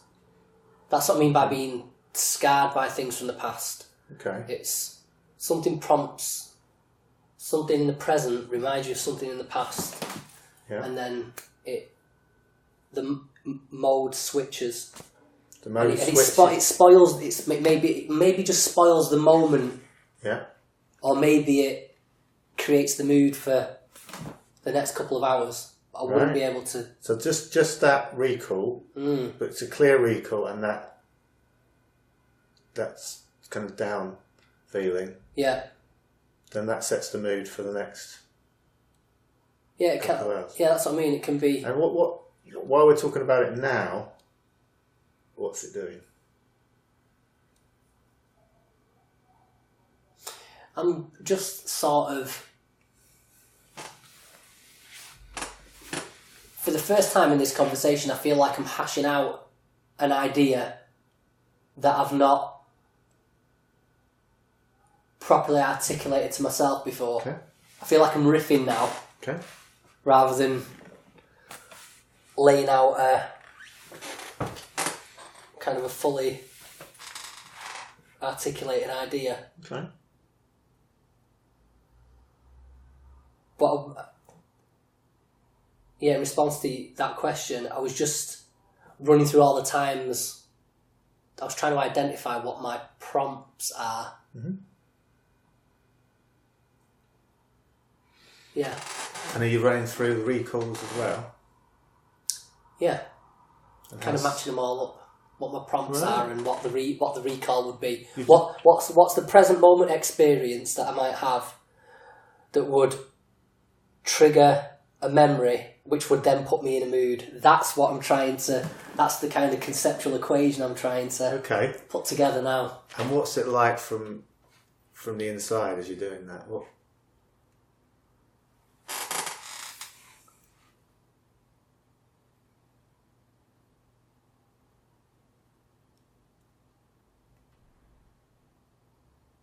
don't know.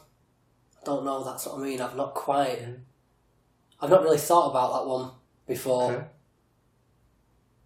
In that sense. I've not really thought about that in a very process-oriented way before. Mm-hmm. Where do you want to go with it now?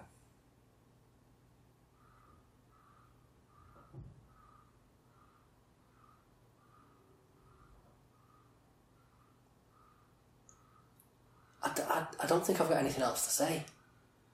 Without you prompting me now. Mm-hmm. Yeah, unless you prompted me with a question now, I feel like I've given myself plenty to chew on. There. Yeah.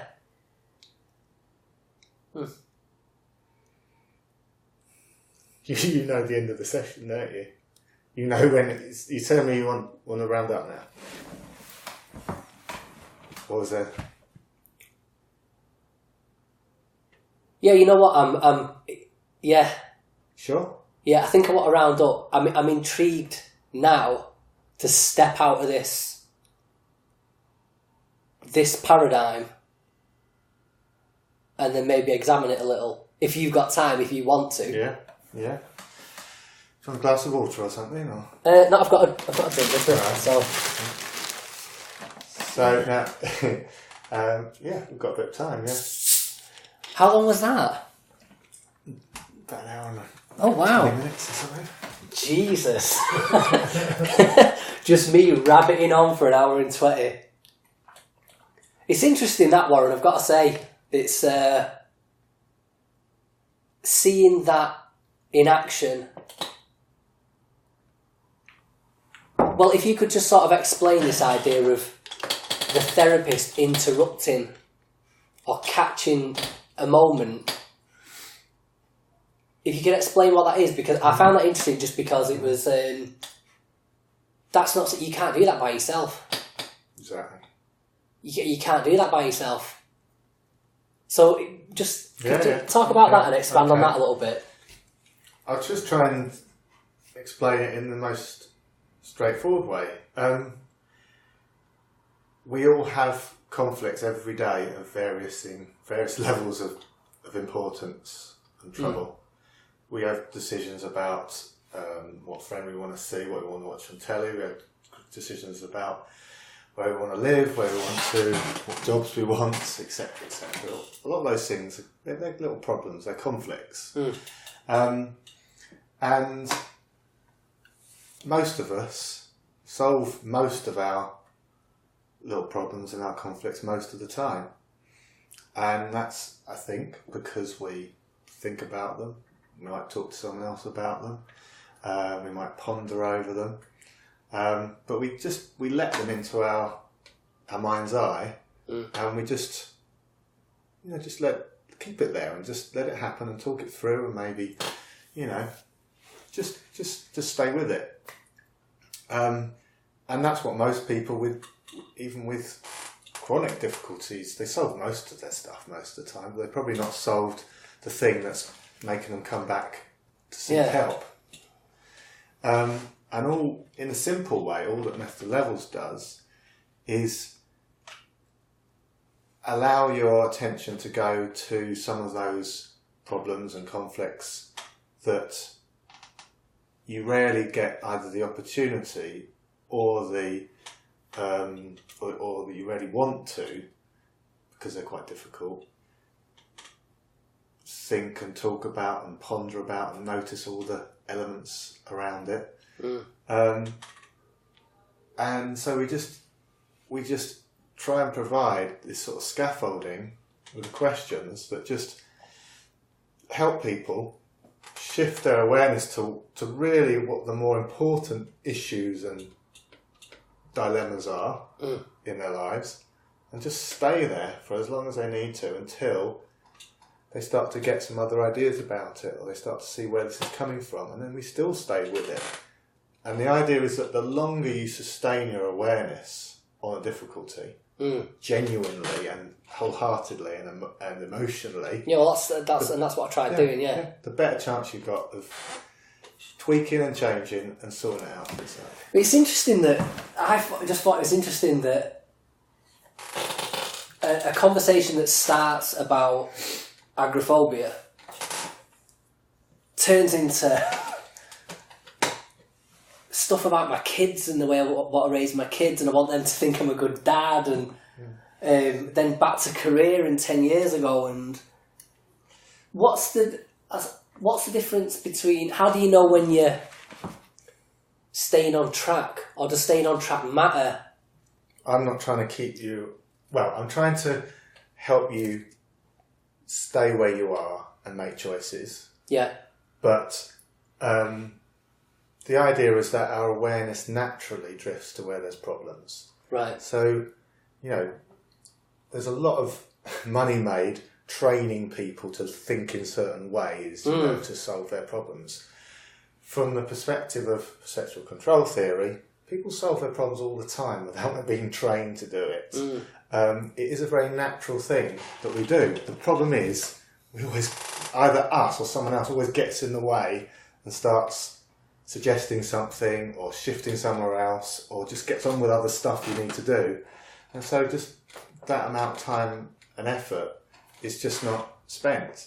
So the idea is that if you just help someone continue to talk freely, they will naturally notice these connections and where the difficulties are. The problem with everyday life is we never get that opportunity. We never get the opportunity to talk freely, openly, wholeheartedly and constantly about our difficulty to another person. We certainly don't get it in everyday life. We sometimes get it in some other therapies for a period of the time. The idea of method levels is just make that the whole thing.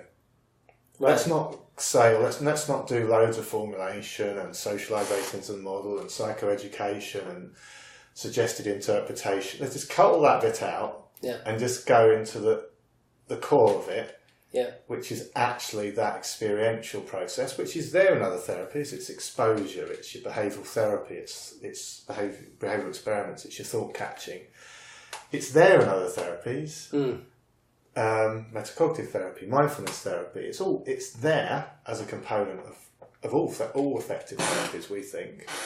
Method levels is just an exercise in trying to just have that bit in this conversational, present moment focused way, where I stay out of the way as much as possible, but just keep on nudging you, saying, where are you? What's going on here? So that you stay in that state of mind where we think people are most open to solve their own problems. So, right, a couple of questions to make sure I don't forget these now. The first is,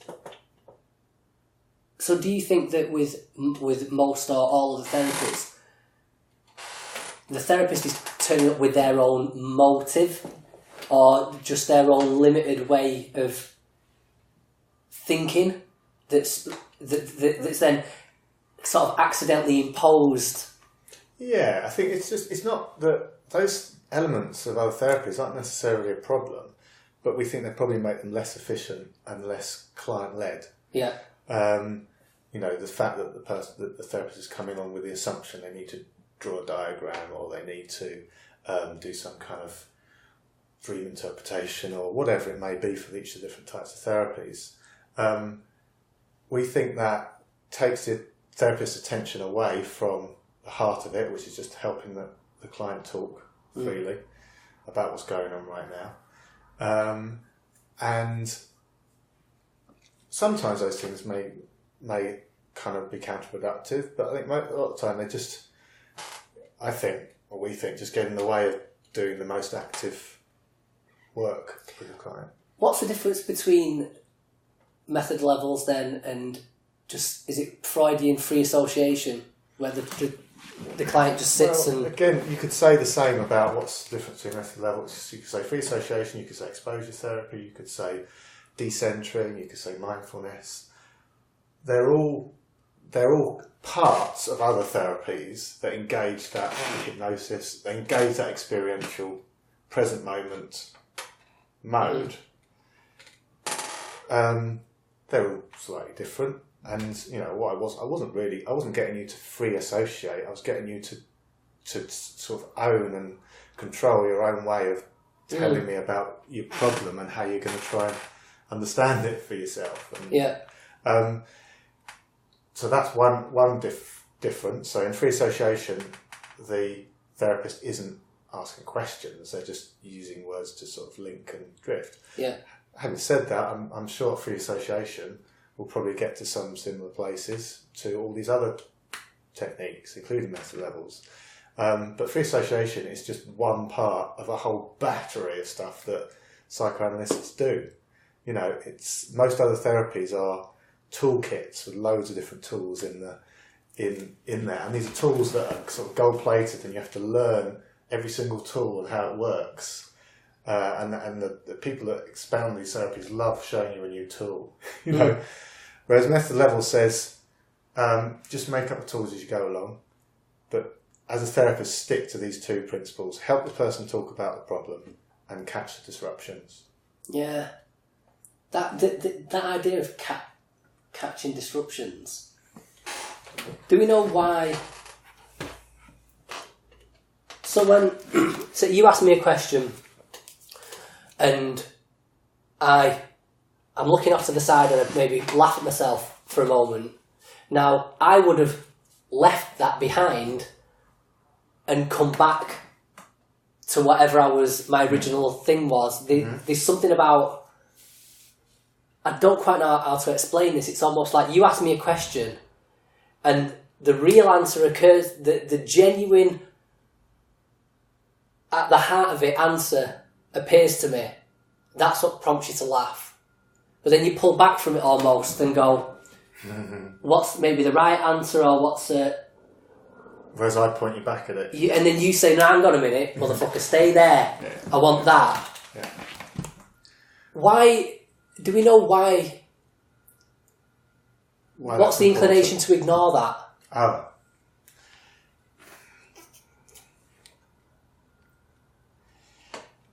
I mean, it doesn't, for any one individual, the inclination could be motivated by any all range of kinds of factors. But the fact that we have that inclination is what's stopping us from getting to the root of the problem. So all the methodological therapist does is, and you do need to be very attentive as a therapist to do this, and a bit bold at times. Just say, what was that? Oh, what was that? It doesn't really matter what's motivating you to ignore it. Right. But the fact is, it's probably the fact that each one of us continues to ignore some of these core facets of our problems that is meaning we've not solved it yet, because we just keep on taking our mind away from it again. And it doesn't matter what your motivation is. It doesn't matter whether I can't be bothered to do this. I've got to go home and sort this out. I'm not going to be thinking about this. Or it could be some chronically motivated by trauma, or it could be a very momentary thing. I don't like the way he's asking the question. It doesn't really matter why you're turning your attention away from that experience in the background, that thought, or that image, or that feeling. The fact that you do it is what's getting in the way of one's ability to really take it all in, sit your awareness in it, and allow you to really fully see the connections, think about it, sit with it long enough to solve it for yourself, or at least to think of it in a new way. Now, in the theory, there's a process called reorganisation, which is responsible for that. And the idea about reorganisation is it's inbuilt into every living thing, and it's like the learning method through which infants develop and through which we solve stuff. It's not a learning method that we've been taught. It's not like a traditional kind of educational or even a therapeutic learning method. It's just built into us. Yeah. And it's very basic. It just tweaks and changes things in a way that's a bit random and that's never happened before. And you need that when you've reached an intractable point with a problem. Nobody's got the answer. The therapist might think they got the answer. The person's partner might think they've got the answer. What method levels and what PCT would suggest is that when you're in conflict, nobody's got the answer. But the longer you actually get to really talk it through and think it through and notice the experiences attached to it, the more chance you've got of getting an answer that works for you. Is it like is it kind of a methodical way of throwing shit at the wall and seeing what sticks? Exactly. Yeah. Tim Carey talks of it as throwing leaves up from like autumn leaves and seeing where they land. How did that idea of interrupting, how did that come to be like a central tenet? How did that come to be recognised as something that needed to be?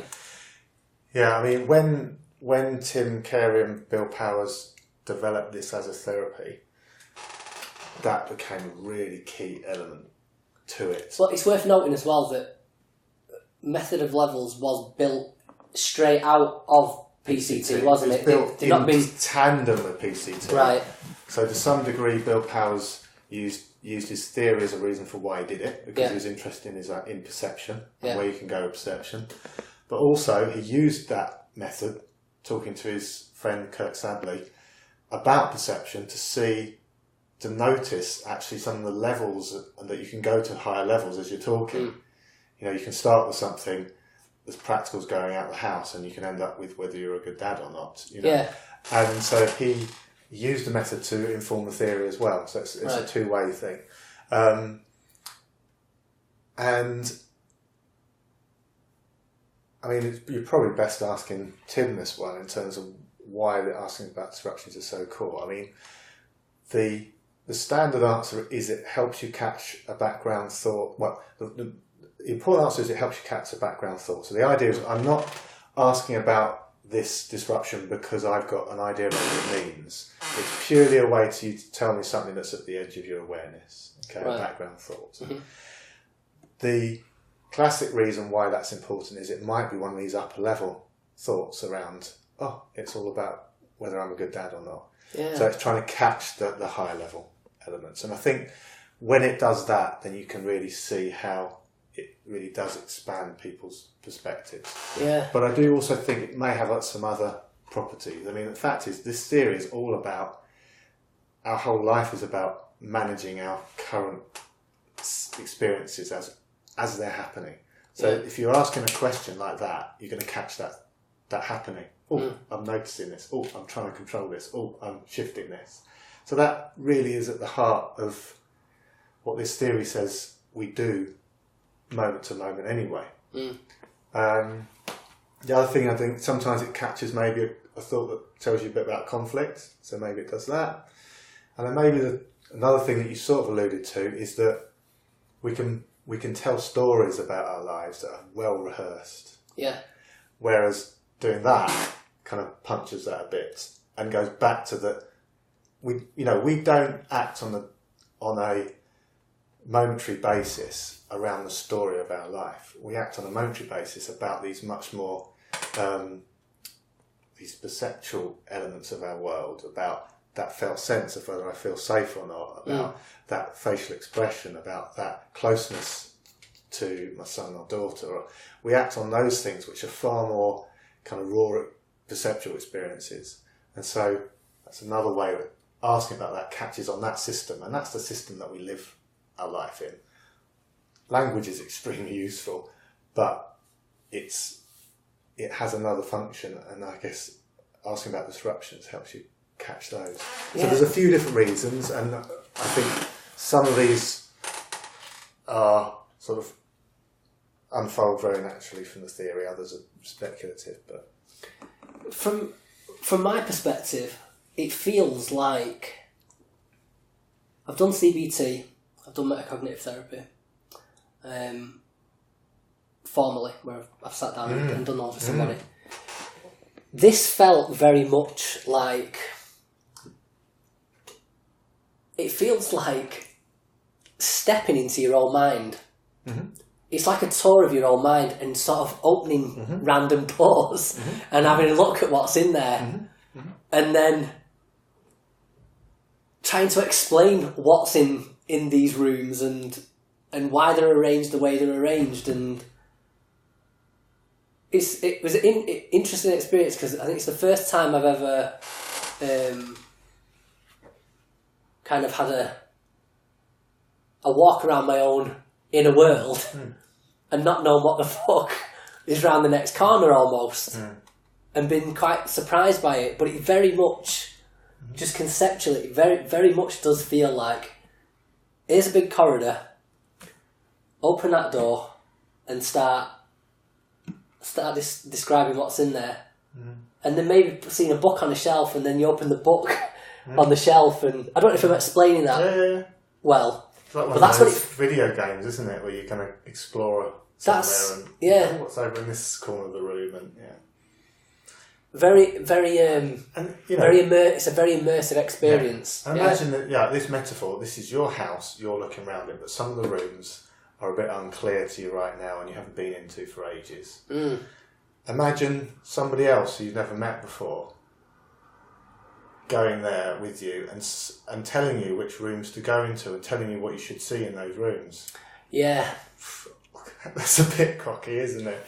The best you can do, or the best that a method level therapist tries to do, because they're not even in the house. I can't see what you're telling me. All I can do is like a little intercom, and I'm saying, okay, so what do you see right now, and what's on the outside of that, and where's this? Because I'm not in that house with you. There's no way that I can experience what you're experiencing. But what I can do is prompt you every few minutes to take stock and think, what's next? Where am I going to go here? How does this work? Yeah. And that's the perspective you have as a method level therapist, which is very different from the assumption in other therapies that you're either collaborating together and you both have to have a shared understanding of things, or that the therapist is the expert and needs to tell you what to do. In method levels, I'm literally just there to keep you focused on what's going on right now, so that you can make the right choices as to what to notice next and what to expand on next. And so, what's the client's job or role now after the session? Nothing. Is it nothing? Not to go back home and think about what was talked about, or if they want. Yeah, exactly. Do what you want. Right. I like that. It's very casual. But yeah, you're saying the action takes place in the session. If something's going to come up, it's going to come up during the session. It's not when the person gets home and starts. It could come at any time. Right. So keep me posted or don't. It's up to you. But no, there's no guarantee the action's going to come up here. It could come up any time. Yeah, I'm not going to do anything with it. I'll just see. Do what you want. Yeah, just get on with my life. And I'll kind of add my own thoughts to the end of this anyway, and yeah. Okay, so you've already heard what I thought about the session from a sort of experiential perspective, but what about retrospectively, 5 months later? The biggest things that I came away with from this session was, firstly, it cemented for me something I'd been considering for a while, and that was what to do about the mental health support group that I was running. So in short, back in 2014, when my anxiety was taking over my life, I decided to start a mental health support group, with the genuine intention being that myself and maybe half a dozen other people would meet up once a week and just sort of vent and relate to one another's experience. But what it turned into was this huge group with over 5,000 members whose main focus sort of naturally came to revolve around social anxiety. Now, I don't have social anxiety. I'm just unsociable. And I'm not being facetious saying that, just genuinely. And so that's not what the group was supposed to be about. And also, I never intended to take on any responsibility. I only ever intended it to be a sort of curative environment for myself, which other people were welcome to join in with. But here I was, like 3 years later, I'm answering emails, phone calls, I'm trying to help people with their problems, I'm arranging social events, I'm attending social events, I'm acting as host, trying to make sure everyone's comfortable. And this session just helped me realise the conflict there. Like, all this time I was supposed to be focusing on me, I was spending on other people and on their problems. And secondly, even though I do want to help people, I enjoy helping people, that's not the medium through which I want to deploy those efforts. Like, pandering to a room full of strangers is not for me. This, like sitting in a room by myself, talking to myself, this is for me. And I've got to say, the moment I quit that group and handed it over to someone else, which was only about 2 weeks after this session, the moment I quit, there was immediately a very sort of tangible sense of relief. Like, I felt it physically. And I still feel better for it now. I don't miss it, I don't regret it, nothing. The second thing I realised, a bit trickier to identify this one, was that my ambition to redeem my business failures and my desire to be a good father were in conflict with one another. Not so much at the conceptual level, but the way I was actually trying to operate the expression of each desire simultaneously, if that makes sense. That wasn't working. And what I mean by that is, I was adding a sort of moral dimension to my ambitions that didn't need to be there, and were just sort of adding extra pressure. So in my mind, I needed to make up for past failures, otherwise I was dooming my kids to a similar fate by a sort of, I don't know, a sort of epigenetic determinism or something. Like, if they grow up with a loser for a dad, then what chance have they got? It's going to sort of infect them. That was my thesis, I guess. And so, because I was putting so much pressure on myself to be a success, I wasn't enjoying the process. My setbacks were sort of, like, the emotional consequences were way out of proportion with the actual logistical consequences. So, then it's making me stressed. I'm reluctant to engage with it. And that in turn made me less productive. So then I'm trying to play catch up a lot of the time. I'm using the time I should be spending with my family locked away in my bedroom on my laptop. So then we're adding, like, guilt of neglect on top of everything. So just like a vicious cycle, but one I'd never really spotted before. And I don't know where I am in terms of reconciling that problem. I mean, I have come to the realisation that I don't actually get to choose the metrics by which my children judge whether or not I'm a good dad. The only evidence I have to go off about whether career and status matters to a child is my relationship with my own father. And, when I was a kid, he was a delivery driver for a curtain company. And I thought then, and still think now, that my dad was the best dad ever. So, that's relieved the pressure a little bit, but I'm still struggling with it. I haven't completely severed the connection between success and fatherhood. And I think maybe part of me doesn't want to. I don't know. But at least I'm cognizant of it now, whereas before I wasn't. I've always known there was a link, but I'd never recognised the conflict before. And, that's what Method of Levels is all about. So, yeah, all in all, great success, as Borat would say, especially for one session.